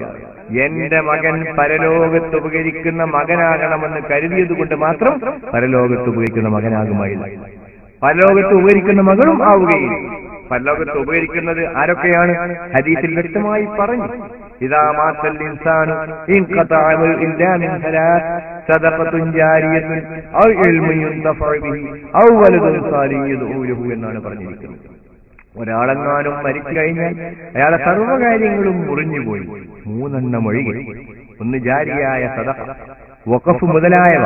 പക്ഷെ നമ്മളിൽ എത്ര പേര് പള്ളിക്ക് വേണ്ടി, മദ്രസയ്ക്ക് വേണ്ടി, മറ്റു കാര്യങ്ങൾക്ക് വേണ്ടി വഖഫ് ചെയ്തിട്ടുണ്ടോ, എനിക്കതുണ്ടോ എന്ന് പരിശോധിക്കൂ. അതുപോലെ തന്നെ ഉപകാരപ്പെടുന്ന ഇൽമ്, ആ ഇനവും എനിക്കുണ്ടോ എന്ന് ഓരോ രക്ഷിതാവും പരിശോധിക്കുക. പിന്നെ എന്താണുള്ളത്? മൂന്നാമത് വലദുൻ സാലിഹുൻ യദ്ഉ ലഹു. ഇവിടെ പറയുന്നത് എന്താണ്? ഇഫക്റ്റീവ് പാരന്റിംഗിന്റെ സൂചിപ്പിക്കുന്നത് ഒരു വലതുണ്ടായാൽ പോരാ, ഒരു കുട്ടി ഉണ്ടായാൽ പോരാ, വലദുൻ സാലിഹുൻ, സാലിഹായ കുട്ടിയാവണം, നല്ല കുട്ടിയാവണം, ഇബാദത്ത് ചെയ്യുന്ന കുട്ടിയാവണം. പിന്നെയോ യദ്ഉ ലഹു, അവന് വേണ്ടി പ്രാർത്ഥിക്കുന്ന കുട്ടിയും ആവണം.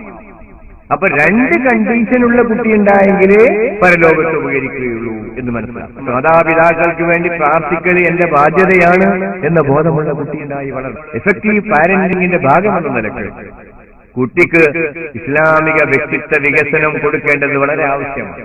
മാതൃപിതാവ് ബാധ്യതകൾ അവർ മനസ്സിലാക്കേണ്ടത് എങ്ങനെയാണ്? അവർക്കും പ്രത്യേകമായ പരിശീലനം ആവശ്യമായി വരും. വായനയുടെ മാത്രം പോലുള്ള നേരിട്ടുള്ള ക്ലാസുകളും അവർക്ക് ആവശ്യമായി വരും. അപ്പോൾ കുട്ടികളെ നല്ലവരാക്കി, മാതാപിതാക്കൾക്ക് പരലോകത്ത് ഉപകരിക്കുന്നവരാക്കി മാറണമെന്നുണ്ടെങ്കിൽ കുട്ടികളെ പരിശീലിപ്പിക്കുക എന്നതും ഇഫക്റ്റീവ് പാരന്റിംഗിന്റെ നല്ല രക്ഷിതാവാകുന്നതിന്റെ ഭാഗമാണ് എന്ന വിവരവും നമുക്കുണ്ടാവണം എന്നാണ് ഞാനിവിടെ സൂചിപ്പിക്കുവാൻ ആഗ്രഹിക്കുന്നത്. അതോടൊപ്പം തന്നെ രക്ഷിതാക്കൾ കരുതിയിരിക്കേണ്ട കാര്യങ്ങൾ, നമ്മുടെ കുട്ടിയുടെ പഠനത്തിൽ മെച്ചപ്പെടണം, നമുക്ക് ഏറ്റവും നല്ല ആഗ്രഹമുള്ള കാര്യമാണ്. അവിടെ എന്തൊക്കെയാണ് നമ്മുടെ ഉത്തരവാദിത്വം? പഠനത്തിന്റെ കാര്യം പറയുമ്പോൾ പഠനത്തെ സ്വാധീനിക്കുന്ന മുഴുവൻ കാര്യങ്ങളെ കുറിച്ച് നമ്മൾ അറിയണം. പഠനത്തെ സ്വാധീനിക്കുന്ന ആരൊക്കെയാണ്? ഒന്ന്, കുട്ടി. 2, അധ്യാപകൻ. 3, രക്ഷിതാവ്. 4, മാനേജ്മെന്റ്. 5, സർക്കാർ. 6, സമുദായം. 7, സമൂഹം. ഈ 7 കൂട്ടരും വിദ്യാഭ്യാസത്തെ സ്വാധീനിക്കുന്നവരാണ്. ഇതിൽ ഏറ്റവും കൂടുതൽ വിദ്യാഭ്യാസത്തെ സ്വാധീനിക്കുന്നവർ രക്ഷിതാക്കൾ തന്നെയാണ്. പലപ്പോഴും രക്ഷിതാക്കൾ ഇത് മനസ്സിലാക്കിയിട്ടില്ല. തന്റെ കുട്ടിയെ ഏത് സ്കൂളിൽ ചേർക്കണമെന്ന് തീരുമാനിക്കുന്നത് ആരാണ്? രക്ഷിതാവാണ്, മറ്റാരുമല്ല. പക്ഷേ ഓരോരുത്തരും നിർവഹിക്കേണ്ട ഉത്തരവാദിത്വം അവർ നിർവഹിക്കുന്നില്ല എങ്കിൽ നിർവാഹമില്ല. സമയത്തിന് പാഠപുസ്തകം കൊടുക്കുക എന്നത് സർക്കാരിന്റെ ഉത്തരവാദിത്തമാണ്. ഒരു സർക്കാരും സമയത്തിന് അത് നിർവഹിച്ചിട്ടില്ല. അതുകൊണ്ട് തന്നെയാണ് ആളുകൾ ഇംഗ്ലീഷ് മീഡിയം സ്കൂളുകളിലേക്ക് കൂടുതൽ പോയിക്കൊണ്ടിരിക്കുന്നത്. ഈ കസറ്റ് ഇറക്കിയിരിക്കുന്ന ഹിദായ പോലും 2 പബ്ലിക് സ്കൂളുകൾ, ഇംഗ്ലീഷ് മീഡിയം സ്കൂളുകൾ നടത്തുന്നുണ്ട്. ഇസ്ലാമിക സംസ്കാരത്തിന് വളരെ പ്രാധാന്യം നൽകിക്കൊണ്ടാണ് ഹിദായ പബ്ലിക് സ്കൂൾ നടക്കുന്നത് എന്നുകൂടി സാന്ദർഭികമായി ഇവിടെ ഞാൻ സൂചിപ്പിക്കുന്നു. ഇവിടെ രക്ഷിതാക്കൾ അവരുടെ ഉത്തരവാദിത്വം നിർവഹിക്കേണ്ടതായിരുന്നു.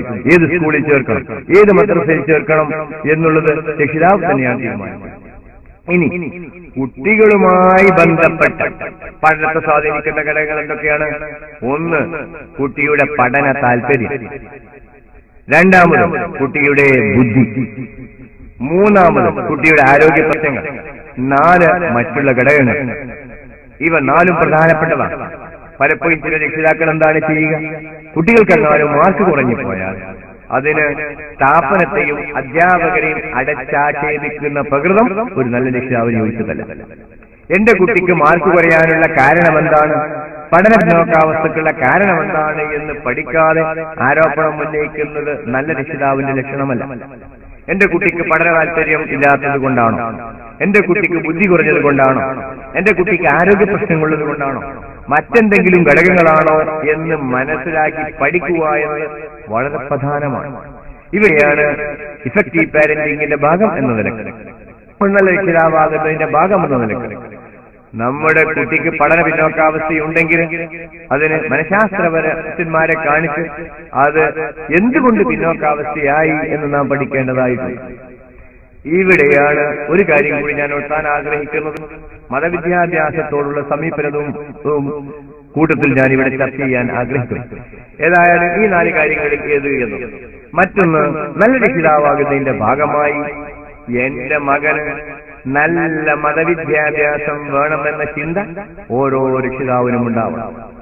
മക്കൾ സാലിഹ്യങ്ങളായി നമുക്ക് വേണ്ടി പ്രാർത്ഥിക്കുന്നവരാവണമെന്ന നിർബന്ധ ബുദ്ധി നിങ്ങൾക്കുണ്ട് എങ്കിൽ എന്റെ മകന് നല്ല മതവിദ്യാഭ്യാസം വേണം എന്ന ബോധം ഓരോ രക്ഷിതാവിനും ഉണ്ടാവണം. വാസ്തവത്തിൽ ചില രക്ഷിതാക്കളുടെ സ്ഥിതി എന്താണ്? ഇവിടെ തന്നെ നമ്മൾ താരതമ്യം ചെയ്ത് നോക്കൂ. മദ്രസയിലേക്ക് എത്ര മണിക്കൂറാണ് നമ്മുടെ കുട്ടികൾ പഠിക്കാൻ പോകുന്നത്? സ്കൂളിലേക്ക് എത്ര മണിക്കൂറാണ് പോകുന്നത്?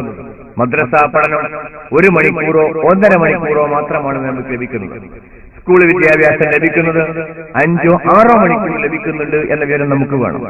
സാഹചര്യം അങ്ങനെ പോയി എന്നത് സത്യമാണ്. എന്തിനാണ് ഇൽമ് ഇബാദത്ത് ചെയ്യാനാണ്. ഇബാദത്ത് എന്തിനാണ്? ജന്നത്ത് അഥവാ സ്വർഗം ലഭിക്കാൻ. ഭൗതിക വിദ്യാഭ്യാസം എന്തിനാണ്? ഇതും നാം താരതമ്യം ചെയ്യേണ്ട വിഷയം തന്നെയാണ്. ഭൗതിക വിദ്യാഭ്യാസം പ്രധാനമായും ഈ ലോകത്തെ ജീവിതം സുഖകരമാക്കാൻ. ഇത് പറയാനുള്ള കാരണം മതവിദ്യാഭ്യാസത്തോട് പല രക്ഷിതാക്കൾക്കും നിഷേധാത്മകമായ ദോഷാത്മകമായ മനോഭാവമാണുള്ളത് എന്നത് ഒരു സത്യമാണ്. വാസ്തവത്തിൽ ഒരു ഇസ്ലാമിക് പാരന്റിംഗ് എന്ന നിലയ്ക്ക് മതവിദ്യാഭ്യാസത്തോടുള്ള നിങ്ങൾ ഓരോരുത്തരുടെയും സമീപനം എന്താണ് എന്ന് നിങ്ങൾ ആലോചിച്ച് നോക്കേണ്ടതായിട്ടുണ്ട്. വാസ്തവത്തിൽ കുട്ടികൾക്കും അതേ രീതിയിലുള്ള മതപഠനത്തോടും മദ്രസയോടും നിഷേധ മനോഭാവം വളർന്നു വരുന്നതിൽ രക്ഷിതാക്കൾക്ക് നല്ലൊരു പങ്കുണ്ട് നിങ്ങൾ മനസ്സിലാക്കുക. കേരളത്തിൽ തന്നെ വിദ്യാഭ്യാസം നിങ്ങൾ നോക്കുക. സ്കൂൾ 10ാം ക്ലാസ്സിൽ എത്തിക്കഴിഞ്ഞാൽ പിന്നെ അവിടുന്ന് അങ്ങോട്ട് മദ്രസയിൽ പോയി കൂടാ എന്ന ചിന്താഗതി നിലനിൽക്കുന്നുണ്ട്. കാരണം എന്താണ്? SSLCക്ക് മാർക്ക് കുറഞ്ഞു പോകുമെന്നാണ് കാരണം. അപ്പം SSLCക്ക് മാർക്ക് കൂട്ടാൻ വേണ്ടി മദ്രസാ വിദ്യാഭ്യാസം നിർത്തുന്ന സംസ്കാരം ഒരു മുസൽമാന് ഒരിക്കലും തന്നെ യോജിച്ചതല്ല എന്ന് മനസ്സിലാക്കുക. രക്ഷിതാക്കൾ ചിന്തിക്കേണ്ടതാണ്. ഏതുതരം മക്കളെയാണ് വേണ്ടത് എന്ന് ചോദിച്ചതിന് ഒരു മറുപടി എന്തായിരിക്കണം? ഇബാദത്തുള്ള മക്കളുണ്ടാവണം. ഇബാദത്തുള്ള മക്കളുണ്ടാകുക എന്നതും അത്ര എളുപ്പമുള്ള കാര്യമല്ല. ഇബാദത്തുള്ള മക്കളുണ്ടാവണമെങ്കിൽ മാതാപിതാക്കൾ ഇബാദത്തുള്ളവരാവണം. ഇബാദത്തും പകർത്തപ്പെടുകയാണ്. ഇബാദത്തുള്ള മകൻ എന്തുകൊണ്ടാവണം? നമുക്ക് ഇവിടെയാണ് മനുഷ്യന്റെ അടിസ്ഥാനപരമായി നമ്മുടെ ആവശ്യം എന്താണ് എന്ന ചിന്ത. എന്തിന് ഇബാദത്തുള്ളവരാവണം? അതിനുള്ള മറുപടി ഇതാണ്. മനുഷ്യന്മാരോട് എന്താണ് നിങ്ങളുടെ ആവശ്യമെന്ന് ചോദിച്ചാൽ പണം, ആരോഗ്യം, പ്രശസ്തി എന്നൊക്കെ ആളുകൾ പറയാറുണ്ട്. വാസ്തവത്തിൽ അതൊക്കെ എന്തിനാണ്? സുഖത്തിനാണ്. ഇംഗ്ലീഷിൽ പറയും ഹാപ്പിനെസ്.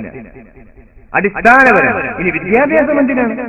വിദ്യാഭ്യാസം ആളുകൾ പറയുന്നു അത് തൊഴിലിനാണ്, നല്ല സ്വഭാവ രൂപീകരണത്തിനാണ്, വിജ്ഞാനത്തിനാണ് എന്നൊക്കെ പറയുന്നത്. പക്ഷെ അന്തിമമായി ഞാൻ പറയാൻ ആഗ്രഹിക്കുന്നു, എഡ്യൂക്കേഷൻ ഈസ് ഫോർ ഹാപ്പിനെസ്. വിദ്യാഭ്യാസം സുഖത്തിനും സന്തോഷത്തിനുമാണ്. ഇനി ആത്മീയ വിദ്യാഭ്യാസം എടുത്തുകൊള്ളു. ഇൽമ് എന്തിനാണ്? ഇൽമ് ഇബാദത്തിനാണ്. ഇബാദത്ത് എന്തിനാണ്? ജന്നത്തിനാണ് അഥവാ സ്വർഗത്തിനാണ്. സ്വർഗം എന്തിനാണ്? സുഖത്തിനാണ്. പരലോകത്ത് പോകാൻ പറ്റിയ 2 സ്ഥലമുണ്ട്. അപ്പോൾ ഈ ലോകത്തും നമുക്ക് വേണ്ടത് സുഖമാണ്, പരലോകത്തും വേണ്ടത് നമുക്ക് സുഖമാണ്. അപ്പൊ വിദ്യാഭ്യാസം ഏത് തരത്തിലുള്ള വിദ്യാഭ്യാസമായിരിക്കണം? വിദ്യാഭ്യാസം അന്തിമമായി എത്തേണ്ടത് ആനന്ദത്തിലാണ്. Education is for happiness. ഇൽമും അതിന് തന്നെയാണ് എന്നാണ് നമ്മൾ മനസ്സിലാക്കുന്നത്.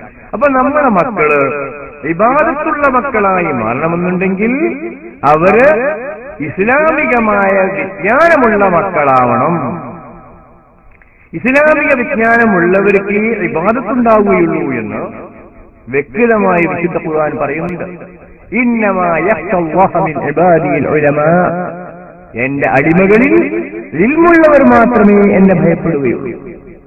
അപ്പോൾ ഇൽമില്ലാതെ വന്നാൽ ഭയപ്പെടുക എന്ന് പറഞ്ഞാൽ ഇബാദത്ത് ചെയ്യുക എന്നാണ് അവിടെ അർത്ഥം. അപ്പൊ നമ്മളെ മക്കള് ഇൽമില്ലാതെ വന്നാൽ ഇബാദത്തുള്ള മക്കളാവുകയില്ല. അതുകൊണ്ട് ഇഫക്റ്റീവ് പാരന്റിന്റെ വാദനക്ക് പറയുന്നു, മക്കള് ഞാൻ മരിച്ചാൽ എന്റെ ഖബറും പുറത്ത് വന്ന് പ്രാർത്ഥിക്കുന്ന മക്കൾ എനിക്കുണ്ടാകണമെന്ന നിർബന്ധ ബുദ്ധി നിങ്ങൾ ഓരോ രക്ഷിതാക്കൾക്കും ഉണ്ടാവണം. പക്ഷെ അങ്ങനെ ഒരു നിർബന്ധ ബുദ്ധി ഇപ്പോൾ എനിക്കുണ്ടോ എന്ന് നിങ്ങൾ ആലോചിക്കുക. ഇല്ലെങ്കിൽ അങ്ങനെ ഉണ്ടാവാം. ആ രീതിയിലാണോ എന്റെ മകൻ വളർന്നു വരുന്നത് എന്ന് നിങ്ങൾ ആലോചിക്കേണ്ടതായി. അപ്പോൾ നമുക്ക് ആവശ്യം എന്താണ്? ഇബാദത്തുള്ള മക്കളായി മാറും. ഇബാദത്തുള്ള മക്കൾ നമുക്കുണ്ടാകണമെങ്കിൽ അവിടെ ഒരുപാട് കാര്യങ്ങൾ ശ്രദ്ധിക്കേണ്ടതായിട്ടുണ്ട്. എന്തൊക്കെയാണ് ശ്രദ്ധിക്കേണ്ടത്? രക്ഷിതാക്കളുടെ നല്ല രക്ഷിതാവാകുന്നതിന്റെ ഒരു പ്രധാനപ്പെട്ട ഭാഗം കുട്ടികളിൽ നല്ല ശീലങ്ങൾ വളർത്തിയെടുക്കുക എന്നാണ്. നമ്മുടെ ജീവിതത്തിൽ അങ്ങേയറ്റം സാധിക്കുന്നതാണ് ശീലം. ശീലം ഒരു മനഃശാസ്ത്ര വിഷയമാണ്. ഇനി വിജയിക്കണമെങ്കിൽ പോലും ശീലങ്ങളെ മാറ്റുക എന്നാണ് പറയുന്നത്. സ്റ്റീഫൻ കോവിയുടെ ഒരു പുസ്തകമുണ്ട്, 7 Habits of Highly Effective People, ഉന്നത വിജയികളുടെ 7 ശീലങ്ങൾ. അതാണ് മനസ്സിലാക്കേണ്ടത്. ശീലങ്ങൾ നമ്മളെ വിജയിപ്പിക്കുകയും നമ്മളെ പരാജയപ്പെടുത്തുകയും ചെയ്യുന്നു. ഇതുപോലെ തന്നെയാണ് ഇബാദത്തും ശീലങ്ങൾ തന്നെയാണ്. ഒരു മനുഷ്യന് 2 തരത്തിലുള്ള പെരുമാറ്റങ്ങളാണുള്ളത്. ഒന്ന് ശീല പെരുമാറ്റം, അഥവാ നാം നിരന്തരമായി ആവർത്തിച്ച് ചെയ്തുകൊണ്ടിരിക്കുന്നത്. മറ്റൊന്ന് നാം ആവർത്തിക്കാതെ ഇടയ്ക്കൊക്കെ ചെയ്തുകൊണ്ടിരിക്കുന്ന പെരുമാറ്റം. ഇങ്ങനെ 2 തരത്തിലുള്ള പെരുമാറ്റങ്ങളുണ്ട്. വാസ്തവത്തിൽ നമ്മുടെ 80% പെരുമാറ്റവും ശീലിച്ച പെരുമാറ്റങ്ങളാണ്. അതുകൊണ്ട് തന്നെ ചെറുപ്പത്തിലേ നമ്മുടെ മക്കൾക്ക് നമ്മൾ ഉണ്ടാക്കിയെടുക്കേണ്ട ഒരുപാട് ശീലങ്ങളുണ്ട്. ആ ശീലങ്ങള് ഉണ്ടാക്കുന്നതിൽ ഏറ്റവും വലിയ പങ്ക് വഹിക്കേണ്ടത് മാതാപിതാക്കളാണ്, പ്രത്യേകിച്ച് മാതാക്കളാണ്. ഉദാഹരണത്തിന് നമ്മൾ ഓരോ മുസ്ലിം വീട്ടിലും ഉണ്ടാവേണ്ട ഒരു ശീലം എന്താണ്? നേരത്തെ ഉറങ്ങി നേരത്തെ ഉണരുക എന്ന്. ഒരു മുസ്ലിം എപ്പോഴാണ് ഉണരേണ്ടത് എന്ന് ചോദിച്ചാൽ ഏറ്റവും ചുരുങ്ങിയത് സുബഹി അദായി നിസ്കരിക്കത്തക്ക വിധം ഒരു മുസ്ലിം എഴുന്നേൽക്കേണ്ടതാണ്. നമ്മുടെ കലണ്ടറുകളിൽ ഉദയം എന്ന് എഴുതി വെച്ചിരിക്കുന്നത് എന്താണ്? സുബഹി നിസ്കാരം ഖളാവുന്നത് അപ്പോൾ ഉദയത്തോടു കൂടിയാണ്. അപ്പോൾ ഒരു മുസ്ലിം എപ്പോൾ എഴുന്നേൽക്കണം? സുബഹി അദായി നിസ്കരിക്കത്തക്ക രീതിയിലാണ് എഴുന്നേൽക്കേണ്ടത്. കുട്ടിയെ നേരത്തെ എഴുന്നേൽപ്പിക്കുക എന്നത് രക്ഷിതാവിന്റെ ബാധ്യതയാണ്. എത്ര വിളിച്ചാലും ഉണരില്ല എന്നൊക്കെ പറയുന്ന രക്ഷിതാക്കളാണുള്ളത്. വാസ്തവത്തില് ഏത് കുട്ടിയെയും എന്റെ കുട്ടിയെ സുബഹി നിസ്കരിക്കത്തക്ക രീതിയിൽ ഉണർത്തണമെന്ന നിർബന്ധ ബുദ്ധി രക്ഷിതാവിനുണ്ടാവും. ഇനി മാതാപിതാക്കൾ തന്നെ സുബഹി നിസ്കരിക്കാത്തവരാണെങ്കിൽ കുട്ടികൾ സുബഹി നിസ്കരിക്കൂല എന്നുള്ള കാര്യം ഉറപ്പാണ്. നിങ്ങൾക്കറിയോ, ഒരു മുസ്ലിമിന്റെ ജീവിതം രാവിലത്തെ നിസ്കാരത്തോടുകൂടി തുടങ്ങണം. ഇത് കേൾക്കുന്ന നിങ്ങൾ ഓരോ രക്ഷിതാക്കളും അങ്ങനെ തന്നെയാണ് ചെയ്യുക എന്ന് ഞാൻ കരുതുന്നു. ചിലപ്പോൾ മാതാപിതാക്കൾ അങ്ങനെ തുടങ്ങുന്നുണ്ടെങ്കിലും കുട്ടികൾ പലപ്പോഴും അങ്ങനെ ആയിരിക്കണമെന്ന നിർബന്ധ ബുദ്ധി പല രക്ഷിതാക്കൾക്കുമില്ല. പിന്നെ ചില രക്ഷിതാക്കൾക്ക് കുട്ടികളെ വിളിച്ചുണർത്താൻ പോലും അറിയില്ല. അപ്പുറത്ത് 2 റൂം അപ്പുറം മുകളിലോ കിടന്നിറങ്ങുന്ന കുട്ടിയെ താഴേന്ന് ഒച്ച വെച്ച് വിളിക്കും. കുട്ടികൾ ഉണരുകയില്ല. കുട്ടിയുടെ അടുത്ത് നിന്ന് ശരീരം സ്പർശിച്ച് 2 മിനിറ്റ് തൊട്ട് വേണം അവരെ വിളിച്ചുണർത്താൻ. ഉറക്കത്തിന് ചെറിയൊരു മയക്കമുണ്ടാകും. അതിന് 1-2 മിനിറ്റ് എടുക്കും. ആ സമയം അവരെ നിന്ന് അവിടെ വിളിച്ചുണർത്തി നീ പോയി ഒതുവെടുത്ത് നിസ്കരിക്ക് എന്ന് പറയാനുള്ള ബുദ്ധിയും തന്റെ ഇടവും അത് ആരുടെ ശീലമായി മാറണം? കുട്ടിക്ക് ആ ശീലമുണ്ടാക്കണമെങ്കിൽ ഇങ്ങനെ ചെയ്യുക എന്നത് രക്ഷിതാവിന്റെ ശീലമായി മാറുകയും വേണം. ഇവിടെ നമ്മൾ കുട്ടിയുടെ ശീലത്തെ മാത്രമാണ് പരാമർശിക്കുന്നത്. കുട്ടിയിൽ ഇത്തരം ശീലം വളർത്തുക എന്ന ശീലം മാതാവിനും പിതാവിനും ഉണ്ടാകണം. അതും പ്രധാനപ്പെട്ടത് തന്നെയാണ്. അങ്ങനെ അതിനുശേഷം രാവിലെ കുട്ടികളോട് എന്നും ഖുർആൻ ഓതിക്കുന്ന മക്കളായി മാറണം. ഖുർആൻ ഓതുക എന്നത് കുട്ടിയുടെ ശീലമായി മാറണം. അത് കഴിഞ്ഞാൽ പിന്നെ എന്താണ് വേണ്ടത്? കുട്ടി പഠിക്കാനുള്ളത് പഠിക്കട്ടെ. ഇങ്ങനെ കുട്ടിക്കും ഒരു ചിട്ട വേണം. അവിടെ നേരത്തെ ഉറക്കി നേരത്തെ ഉണർത്തും. നേരത്തെ ഉണരണം എന്നുണ്ടെങ്കിൽ നേരത്തെ ഉറങ്ങുക എന്നത് പ്രധാനമാണ്. പക്ഷേ നേരത്തെ ഉറങ്ങുക എന്നത് കുട്ടിയുടെ ശീലം മാത്രമായാൽ പോരാ, മാതാപിതാക്കളുടെ ശീലവുമായി മാറണം. ഈ കേൾക്കുന്ന നിങ്ങൾ ഓരോരുത്തരും എത്ര മണിക്കാണ് ഉറങ്ങാറുള്ളത് എന്ന് ആലോചിക്കുന്നു.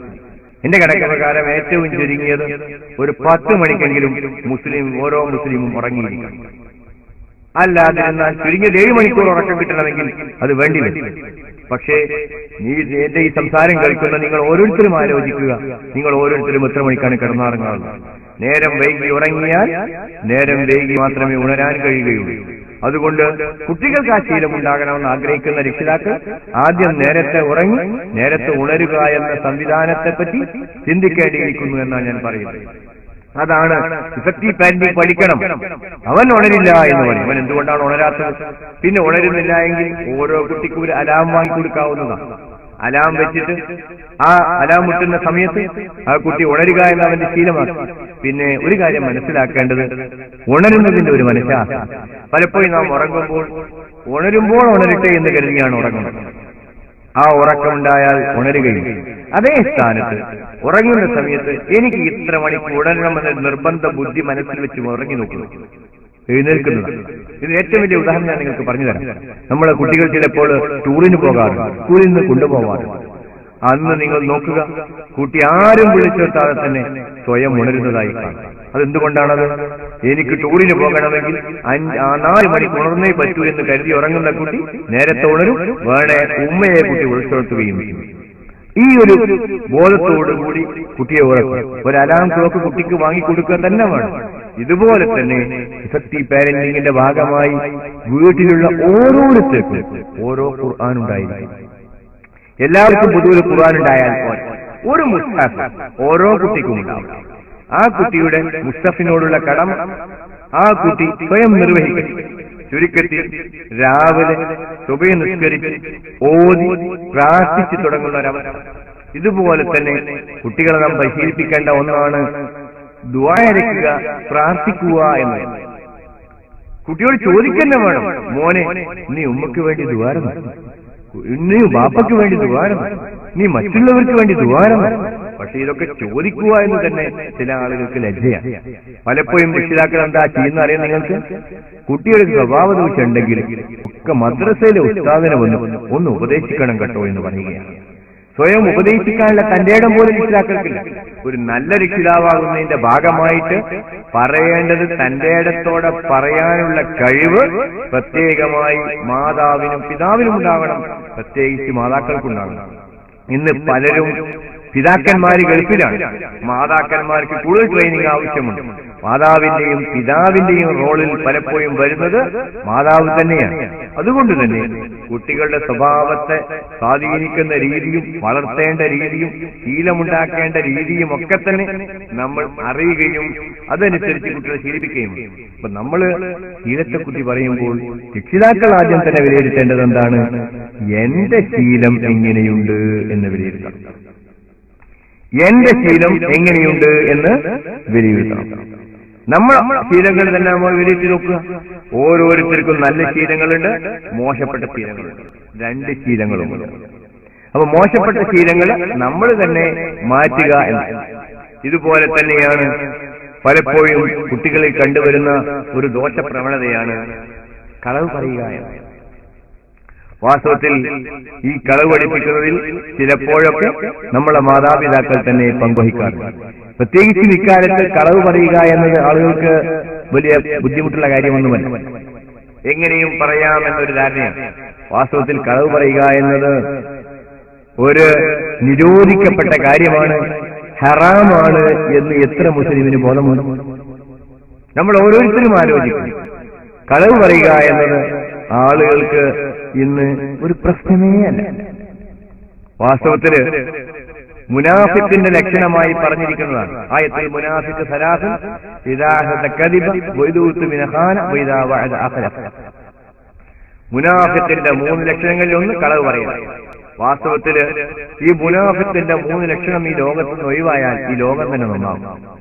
അപ്പൊ കുട്ടികളെ കളവ് പറയുന്നത് പഠിപ്പിക്കുന്നതിൽ പലപ്പോഴും രക്ഷിതാക്കൾക്ക് പങ്കുണ്ട്. എന്തെങ്കിലും ഫോൺ കോളുകൾ വീട്ടിലേക്ക് വരുന്ന സമയത്തായിരിക്കും എന്തെങ്കിലും കളവ് മാതാവോ പിതാവോ ഫോണിൽ പറയുന്നത്. ഇത് കുട്ടി കേൾക്കാനിടവരുന്നു. ഇത് കേൾക്കാനിടവരുന്ന കുട്ടി എന്താണ് പഠിക്കുന്നത്? കളവ് പറയാനാണ് പഠിക്കുന്നത്. കുട്ടികളുടെ സ്വഭാവ ദൂഷ്യങ്ങളിൽ പ്രധാനമായി ഒന്ന് പറഞ്ഞു വരുന്നത് കളവ് പറയുന്നതാണ്. സത്യമേ പറയാവൂ, സത്യമേ പറയാവൂ എന്ന് നിരന്തരമായി കുട്ടികളെ പറഞ്ഞ് പഠിപ്പിക്കുക തന്നെ വേണം. സത്യം പഠിപ്പിക്കുന്ന സമയത്ത് അബ്ദുൽ ഖാദിർ ജിലാനി ഖദ്ദസല്ലാഹു സിർറഹുൽ അസീസ് മഹാനവറുകളുടെ പഠിക്കാൻ പോയ സമയത്തുള്ള സത്യം പറച്ചിലിന്റെ ആ കഥ പോലും അവരെ നമ്മൾ പറഞ്ഞ് മനസ്സിലാക്കി കൊടുക്കേണ്ടതായിട്ടുണ്ട്. ഇത് നിരന്തരമായി ആവർത്തിച്ച് അവരെ പഠിപ്പിക്കേണ്ട കാര്യമാണ്. ഇതുപോലെ തന്നെ ഇഫക്റ്റീവ് പാരന്റിങ്ങിന്റെ ഭാഗമായി കുട്ടികൾക്ക് നല്ല ഹോബികൾ തിരഞ്ഞെടുക്കുക എന്നത് വളരെ പ്രധാനമാണ്. എന്താണ് ഹോബി?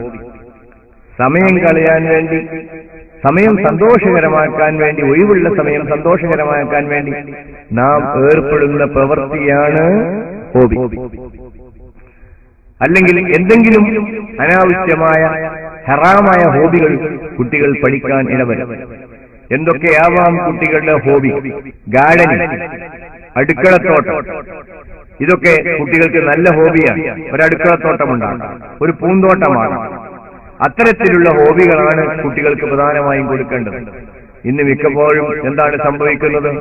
ടിവിയാണ്, അത് കണ്ടിരിക്കലാണ് പ്രധാനപ്പെട്ട ഹോബി. ടിവിയുടെ ദോഷവശത്തെക്കുറിച്ച് ഞാൻ ഇതിനു മുമ്പ് തന്നെ സൂചിപ്പിച്ചു കഴിഞ്ഞിട്ടുള്ള കാര്യമാണ്. അപ്പൊ എന്റെ കുട്ടിക്ക് ഇപ്പോഴുള്ള ഹോബി എന്താണ്, ഒഴിവ് സമയത്ത് അവരെന്താണ് ചെയ്യുന്നത്, അത്തരത്തിലുള്ള ക്രിയാത്മകമായ നല്ല ഹോബികൾ തിരഞ്ഞെടുക്കുന്ന കാര്യത്തിൽ രക്ഷിതാക്കൾ വളരെയധികം ശ്രദ്ധിക്കേണ്ടതായിട്ടുണ്ട്. സൃഷ്ടിപരമായ ഹോബികളാണ് കുട്ടികൾക്ക് നാം തിരഞ്ഞെടുത്തു കൊടുക്കേണ്ടത് എന്ന് സൂചിപ്പിക്കുന്നു. അതോടൊപ്പം തന്നെ കുട്ടികളിൽ വായനാശീലം വളർത്തുക. ഈ വായനാശീലം എന്ന് പറയുമ്പോൾ വായന ഏറ്റവും പ്രധാനപ്പെട്ട വിജ്ഞാനത്തിലുള്ള ഒരു മാർഗമാണ്. വായനാശീലം വളർത്തുന്നതിന്റെ ഭാഗമായി രക്ഷിതാക്കളായ നിങ്ങൾ ഓരോരുത്തരോടും ഞാൻ പറയാൻ ആഗ്രഹിക്കുന്നത്, ഓരോ വീട്ടിലും ഒരു ഹോം ലൈബ്രറി ഉണ്ടാവും. നിർബന്ധമായും നിങ്ങളെല്ലാവരുടെയും വീട്ടിലൊരു ഹോം ലൈബ്രറി ഉണ്ടാവും. കുട്ടികൾക്ക് വായിക്കാനുള്ള പുസ്തകങ്ങൾ, അവിടെ സ്ത്രീകൾക്ക് വായിക്കാനുള്ള പുസ്തകങ്ങൾ, ഇതൊക്കെ വാങ്ങിവെച്ചാൽ ഒഴിവ് സമയത്ത് അത് വായിക്കുകയും ടിവിയുടെ കാഴ്ച, ആളുകൾക്ക് സമയം പോയി കിട്ടുക എന്നത് വളരെ പ്രധാനമാണ്. എന്തുകൊണ്ട് ആളുകൾ ടി വി കാണുന്നു എന്ന് ചോദിച്ചാൽ ആളുകളുടെ പ്രധാനപ്പെട്ട ഒരു ആവശ്യമാണ് സമയം പോയി കിട്ടുക എന്ന്. ശാസ്ത്രം വളർന്നപ്പോൾ എന്താണ് സംഭവിച്ചത്? നമുക്കൊരുപാട് സമയമുണ്ടായി. അപ്പോൾ പ്രശ്നമുണ്ടായി, സമയം എങ്ങനെ ചെലവഴിക്കും? സമയം ചെലവഴിക്കാൻ വേണ്ടി പിന്നെ നമ്മൾ കണ്ടെത്തി sports, games, radio, television, computer, ഇതൊക്കെയാണ് സമയം ചെലവഴിക്കാൻ വേണ്ടി നാം കണ്ടെത്തി. അതിലൊക്കെ തന്നെ എന്തിന്റെ മേമ്പടിയാണ് ചേർന്നത്? അധാർമികതയുടെയും ലൈംഗികതയുടെയും മേമ്പടി ചേർന്നതാണ് ഇന്നത്തെ സ്പോർട്സും ഗെയിംസും ടെലിവിഷനും റേഡിയോ സിനിമയും എല്ലാം തന്നെ. ഇതാണ് നമ്മൾ കാര്യം മനസ്സിലാക്കേണ്ടതായിട്ട്.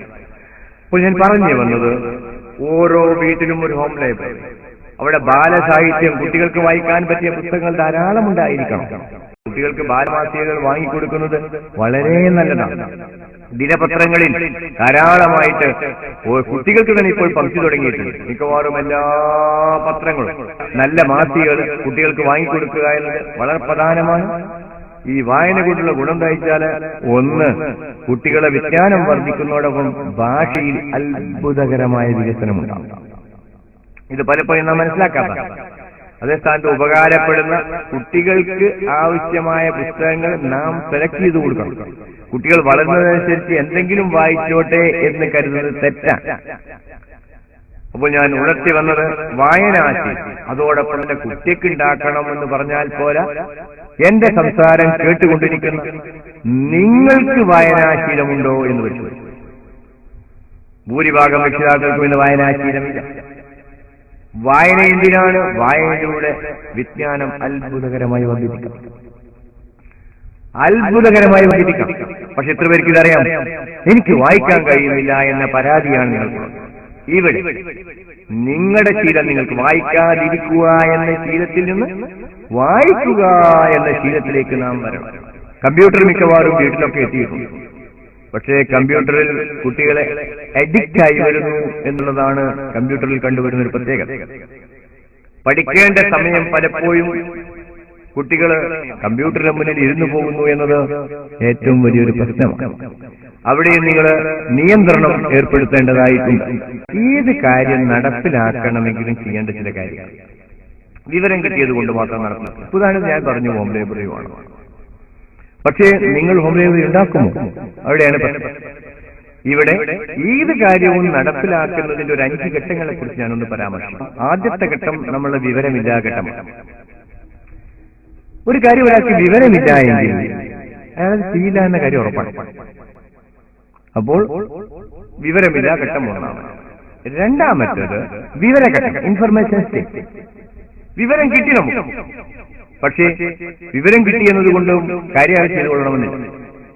മൂന്നാമത്തെ ഘട്ടമാണ് ബോധ്യഘട്ടം, കൺവിക്ഷൻ സ്റ്റേറ്റ്. ബോധ്യപ്പെട്ടോ ഇല്ല? ബോധ്യപ്പെട്ടതുകൊണ്ടും ചെയ്തുകൊള്ളണമെന്നില്ല.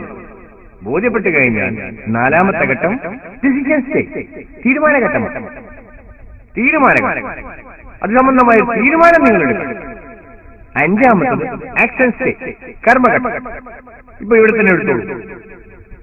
ഹോം ലൈബ്രറി വളരെ പ്രധാനപ്പെട്ടതാണ് എന്നൊരു വിവരം നമുക്കില്ല എങ്കിൽ നാം ഹോം ലൈബ്രറി ഉണ്ടാക്കുന്ന പ്രശ്നങ്ങൾ ഉത്ഭവിക്കാൻ പോകുന്നില്ല. വിവരം കിട്ടി, പക്ഷേ ബോധ്യപ്പെടുന്നില്ല, നമ്മൾ ചെയ്യാൻ പോകുന്നില്ല. ബോധ്യപ്പെട്ടു, തീരുമാനമെടുക്കുന്നില്ല, നിങ്ങൾ ഹോം ലൈബ്രറി ഉണ്ടാക്കാൻ പോകുന്നില്ല. ഇപ്പൊ നിങ്ങൾ ഹോം ലൈബ്രറി ഉണ്ടാക്കുന്നതിനെ സംബന്ധിച്ച് തീരുമാനമെടുക്കണം, നിങ്ങൾ അത് പ്രാവർത്തികമാക്കുകയും. ഇതുപോലെ തന്നെയാണ് ഞാൻ ആദ്യം പറഞ്ഞ പോസിറ്റീവ് സ്ട്രോക്ക് കൊടുക്കുക എന്നത്. പോസിറ്റീവ് സ്ട്രോക്ക് കൊടുക്കുക എന്ന് പറഞ്ഞാൽ കുട്ടിയെ പ്രോത്സാഹിക്കുക, അഭിനന്ദിക്കുക. ഈ പോസിറ്റീവ് സ്ട്രോക്കിനെ നിർവചനം നിങ്ങൾ പറഞ്ഞു തന്നു. പോസിറ്റീവ് സ്ട്രോക്ക് എന്ന് പറഞ്ഞാൽ any act that creates pleasant emotion when two persons meet. രണ്ടാളുകൾ കണ്ടുമുട്ടുമ്പോൾ സന്തോഷമുണ്ടാക്കുന്ന ഏത് പ്രവർത്തിക്കും പറയാവുന്ന പേരാണ് പോസിറ്റീവ് സ്ട്രോക്ക്. എരിക് ബേണിന്റെ പോസിറ്റീവ് സ്ട്രോക്ക്. പക്ഷേ ഇപ്പൊ നെഗറ്റീവ് സ്ട്രോക്ക് കൊടുക്കുക എന്നതാണ് നമ്മുടെ ശീലം. അത് എനിക്കുണ്ടോ എന്ന് പരിശോധിച്ച് നെഗറ്റീവ് സ്ട്രോക്ക് കൊടുക്കും. നെഗറ്റീവ് സ്ട്രോക്ക് എങ്ങനെയൊക്കെയാണ് കൊടുക്കുന്നത്? ദേഷ്യം പിടിക്കുക, ചീത്ത പറയുക, അടിക്കുക, അംഗീകാരം കൊടുക്കേണ്ടത് അംഗീകാരം കൊടുക്കാതിരിക്കുക, ഇതൊക്കെ തന്നെ പ്രശംസിക്കേണ്ടത് പ്രശംസിക്കാതിരിക്കുക. ഇതൊക്കെ നെഗറ്റീവ് സ്ട്രോക്കുകളാണ്. ഈ നെഗറ്റീവ് സ്ട്രോക്കുകൾ കൊടുക്കുക എന്നാണ് ഒരാൾക്ക് ഞാൻ കൊടുക്കുന്നുണ്ട് എന്നയാൾക്ക് അറിവില്ലെങ്കിൽ അയാൾ നെഗറ്റീവ് സ്ട്രോക്കുകൾ കൊടുത്തുകൊണ്ടിരിക്കും കുട്ടികൾക്ക്. കുട്ടി അത് പ്രതികൂലമായി ബാധിക്കുകയും ചെയ്യും. അപ്പോ അതിന്റെ പ്രാധാന്യം നമുക്ക് വരും. പ്രാധാന്യം വരെ കിട്ടി നമുക്കൊരു ബോധ്യപ്പെട്ടു. ഞാൻ ഇവിടെ അങ്ങോട്ട് എന്റെ മക്കൾക്ക് അംഗീകാരം കൊടുക്കും, അഭിനന്ദനം കൊടുക്കും, പ്രശംസ കൊടുക്കും എന്ന് തീരുമാനിക്കണം. തീരുമാനിച്ചാൽ മാത്രം പോരാ, ഇതൊന്നും ചെയ്യുക എന്നത് ഇയാളെ ശീലമല്ലെങ്കിലും ബോധപൂർവം ആ ശീലം മാറ്റേണ്ടതായിട്ട്. അപ്പൊ ഇഫക്റ്റീവിന്റെ ഒരു പാരന്റിങ്ങിന്റെ പ്രധാനപ്പെട്ട ഘടകം നമ്മുടെ ശീലം നമ്മൾ പരിശോധിച്ച് മാറ്റേണ്ടത് മാറ്റാൻ തയ്യാറാവുക എന്നതാണ്. ഞാനിപ്പോ എത്രയോ കാര്യങ്ങൾ നിങ്ങളോട് സൂചിപ്പിച്ചു. ഇതിൽ എന്തൊക്കെ സംഭവിക്കാം?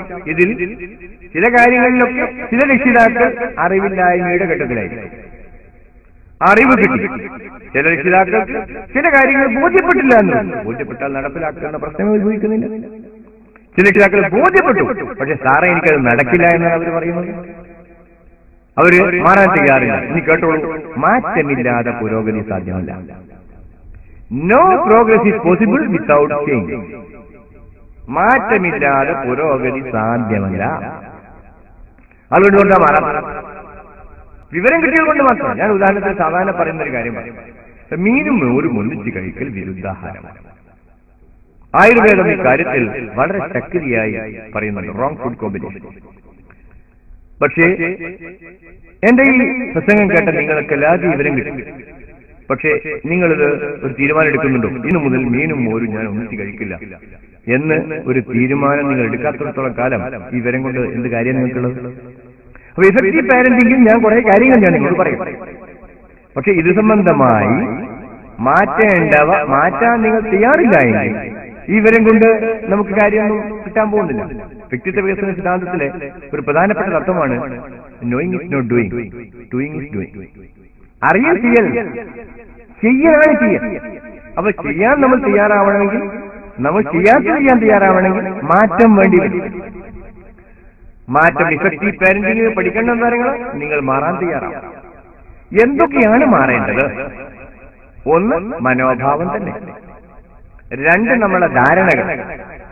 ഒരുപാട് തെറ്റായ ധാരണകൾ നമ്മുടെ തലയിൽ കൂടിയിട്ടുണ്ട്. കുട്ടികൾ എങ്ങനെയാണ് നന്നാകേണ്ടത് എന്ന നല്ല ധാരണകൾ പലപ്പോഴും ഇല്ല.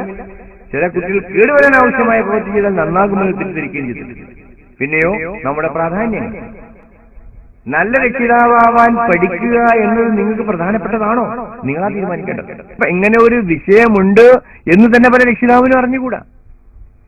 അപ്പൊ ഇന്നു മുതൽ എങ്ങനെ നല്ല രക്ഷിതാവാകാമെന്ന് പരമാവധി പഠിക്കാൻ ഞാൻ തീരുമാനിച്ചിരിക്കുന്നു എന്ന് നിങ്ങൾ ദൃഢമായി പറയുക.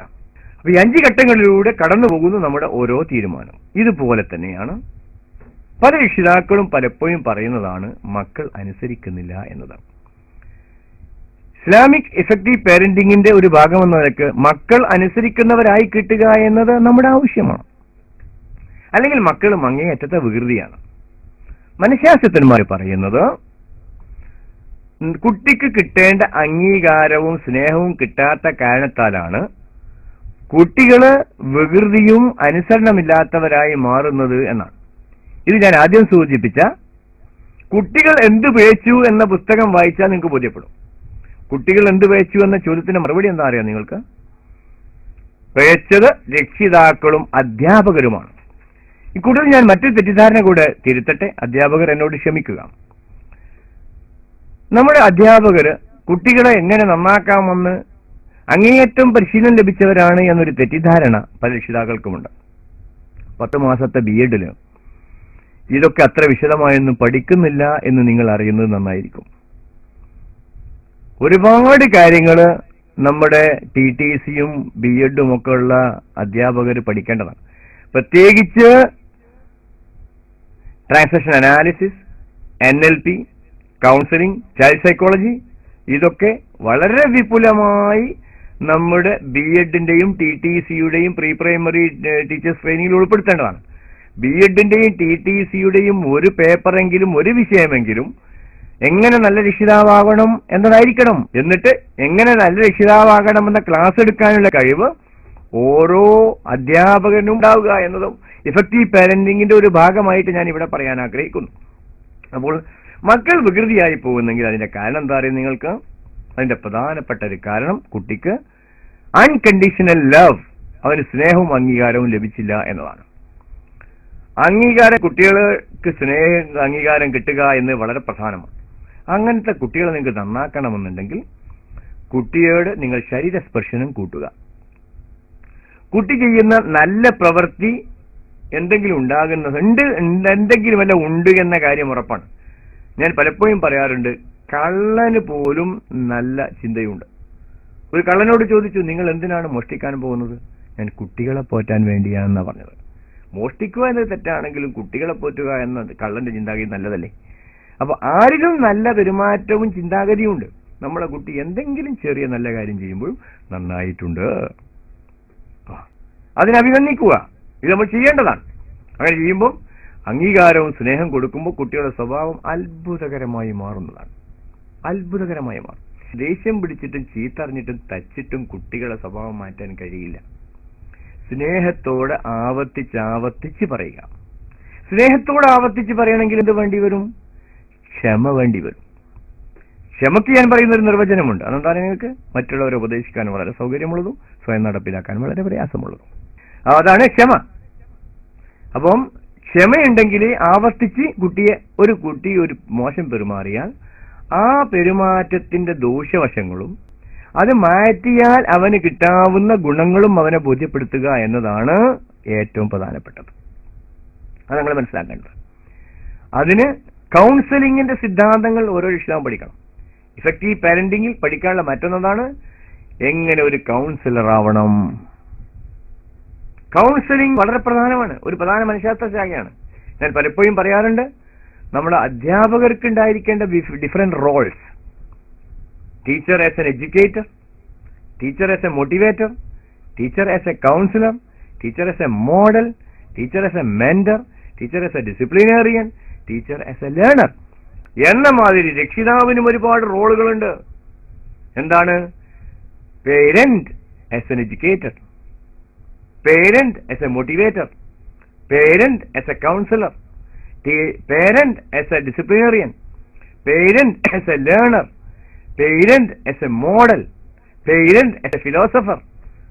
ഇതൊക്കെ രക്ഷിതാക്കളായ നിങ്ങൾക്കുള്ള റോളുകളാണ്, നിങ്ങൾ ചെയ്തു തീർക്കേണ്ട കർത്തവ്യങ്ങളാണ്.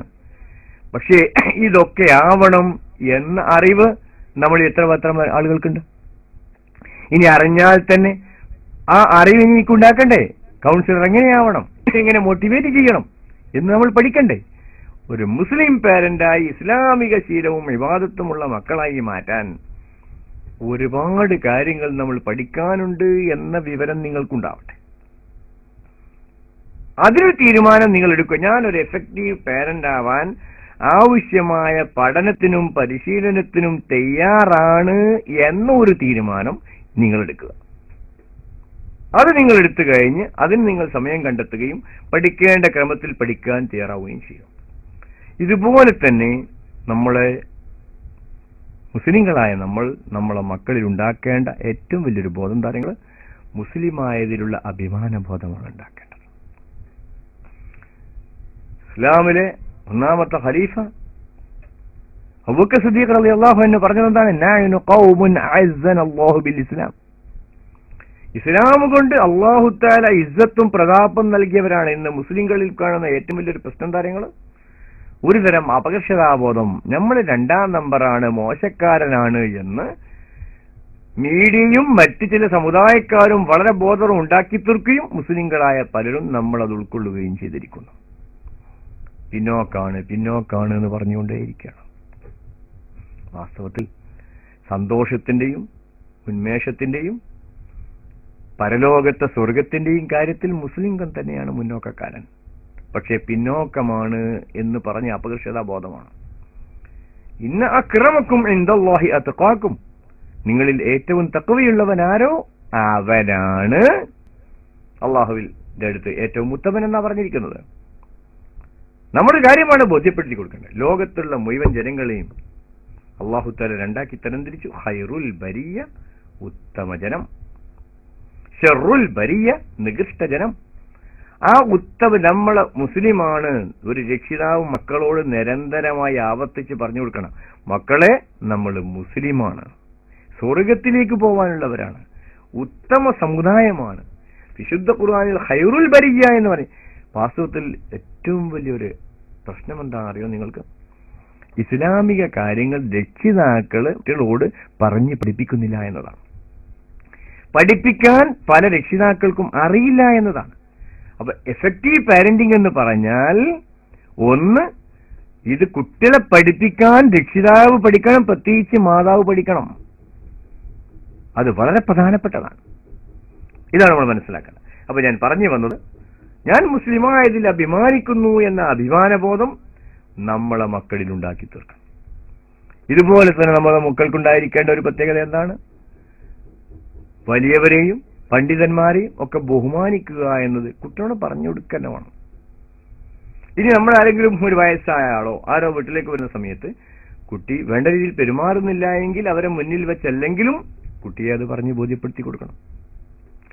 ഇനി മറ്റൊരു കാര്യം നമ്മൾ മനസ്സിലാക്കേണ്ടത്, കുട്ടികളെ ആരുടെ മുന്നിൽ വെച്ച് എന്തും എങ്ങനെയും പറയാം എന്ന് നമ്മൾ മനസ്സിലാക്കിയിട്ടുണ്ട്.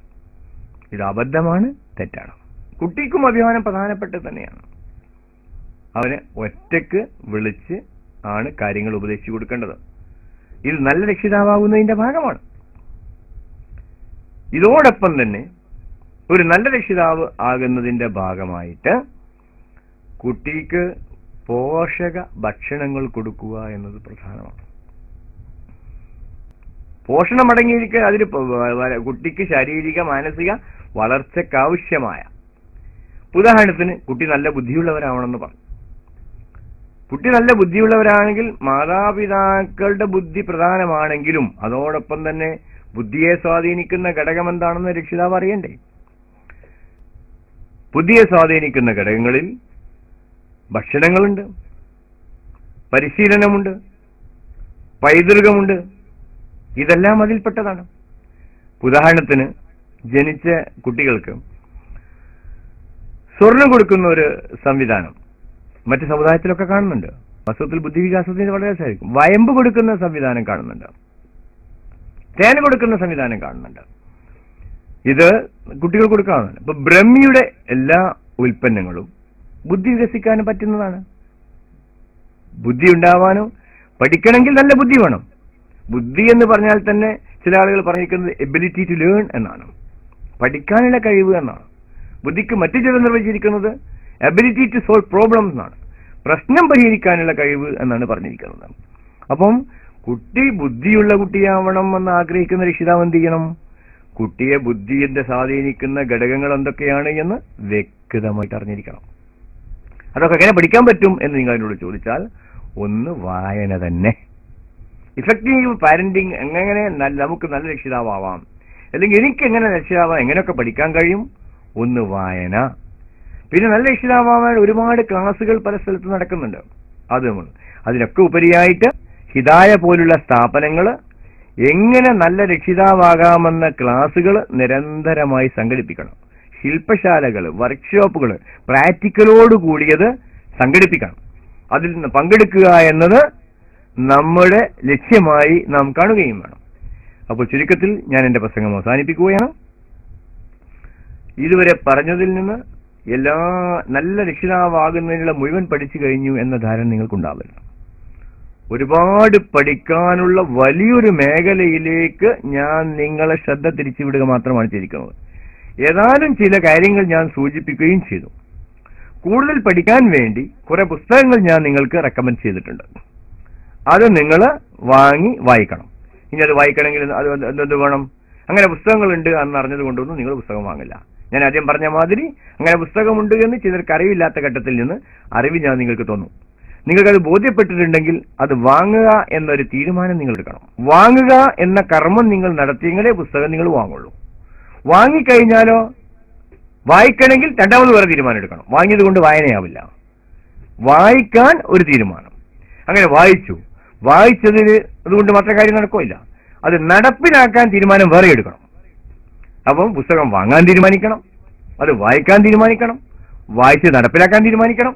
ഇങ്ങനെ നടക്കുമ്പോഴാണ് കാര്യങ്ങൾ നടക്കുന്നത് എന്നാണ് ചോദിക്കുന്നത്. ചുരുക്കത്തിൽ അറിവിനെ കുറിച്ചുള്ള ഒരു തത്വം കൂടി പറഞ്ഞുകൊണ്ട് ഞാൻ അവസാനിപ്പിക്കാം. അറിയുന്നതൊരു തുള്ളിയാണ്, അറിയാത്തതൊരു സമുദ്രമാണ്. Known is a drop, unknown is an ocean. പ്രവാചകരോട് പോലും ഇൽമിന്റെ കാര്യത്തിൽ പറഞ്ഞത് എന്താ നിങ്ങൾക്കറിയാമല്ലോ. അന മദീനത്തുൽ ഇൽമി വഅലിയും ബാബുഹ. ഞാന് വിജ്ഞാനത്തിന്റെ പൂന്തോട്ടമാണ്, അലിയൻ കറമല്ലാഹു വജ്ഹു എന്നവർ അതിലേക്കുള്ള കവാടമാണ് എന്ന് പറഞ്ഞിരിക്കുന്ന പ്രവാചകരോട് അല്ലാഹു തആല പ്രാർത്ഥിക്കാൻ കൽപ്പിച്ചത് എന്താണ്? ഖുർ റബ്ബി സിദ്നി ഇൽമാ, പടച്ച റബ്ബേ എന്റെ വിജ്ഞാനം വർദ്ധിപ്പിച്ചുതാ എന്ന് പ്രാർത്ഥിക്കാനാണ് പറഞ്ഞതെങ്കിൽ നമ്മൾക്കൊക്കെ വിജ്ഞാനം ഒരുപാട് വർദ്ധിപ്പിക്കാനുണ്ട്. എല്ലാ മേഖലയിലും രക്ഷിതാക്കൾ എന്ന നിലക്ക് നല്ല രക്ഷിതാകാവുന്നില്ല വിജ്ഞാനം വർദ്ധിപ്പിക്കാനുള്ള ശ്രമം നിങ്ങളൊക്കെ നടത്തണം എന്ന് പറഞ്ഞുകൊണ്ട് എന്റെ വാക്കുകൾ ഞാൻ അവസാനിപ്പിക്കുകയാണ്. എന്റെ പ്രസംഗം ഇതുവരെ ശ്രദ്ധിച്ചു നിന്ന നിങ്ങളെല്ലാവരോടും നന്ദി പറഞ്ഞുകൊണ്ട് അല്ലാഹു സുബ്ഹാനഹു വ തആല നമ്മളെ എല്ലാവരെയും ഇരുലോകത്ത് വിജയിപ്പിക്കട്ടെ. ഈ ലോകത്തും പരലോകത്തും വരിക്കുന്ന മക്കളെ അല്ലാഹു നമുക്ക് പ്രദാനം ചെയ്യാറാകട്ടെ എന്ന് പറഞ്ഞുകൊണ്ട് എന്റെ വാക്കുകൾ ഞാൻ അവസാനിപ്പിക്കുന്നു. വആഖിറു ദഅവാന അനിൽ ഹംദുലില്ലാഹി റബ്ബിൽ ആലമീൻ. അസ്സലാമു അലൈക്കും വറഹ്മത്തുള്ളാഹി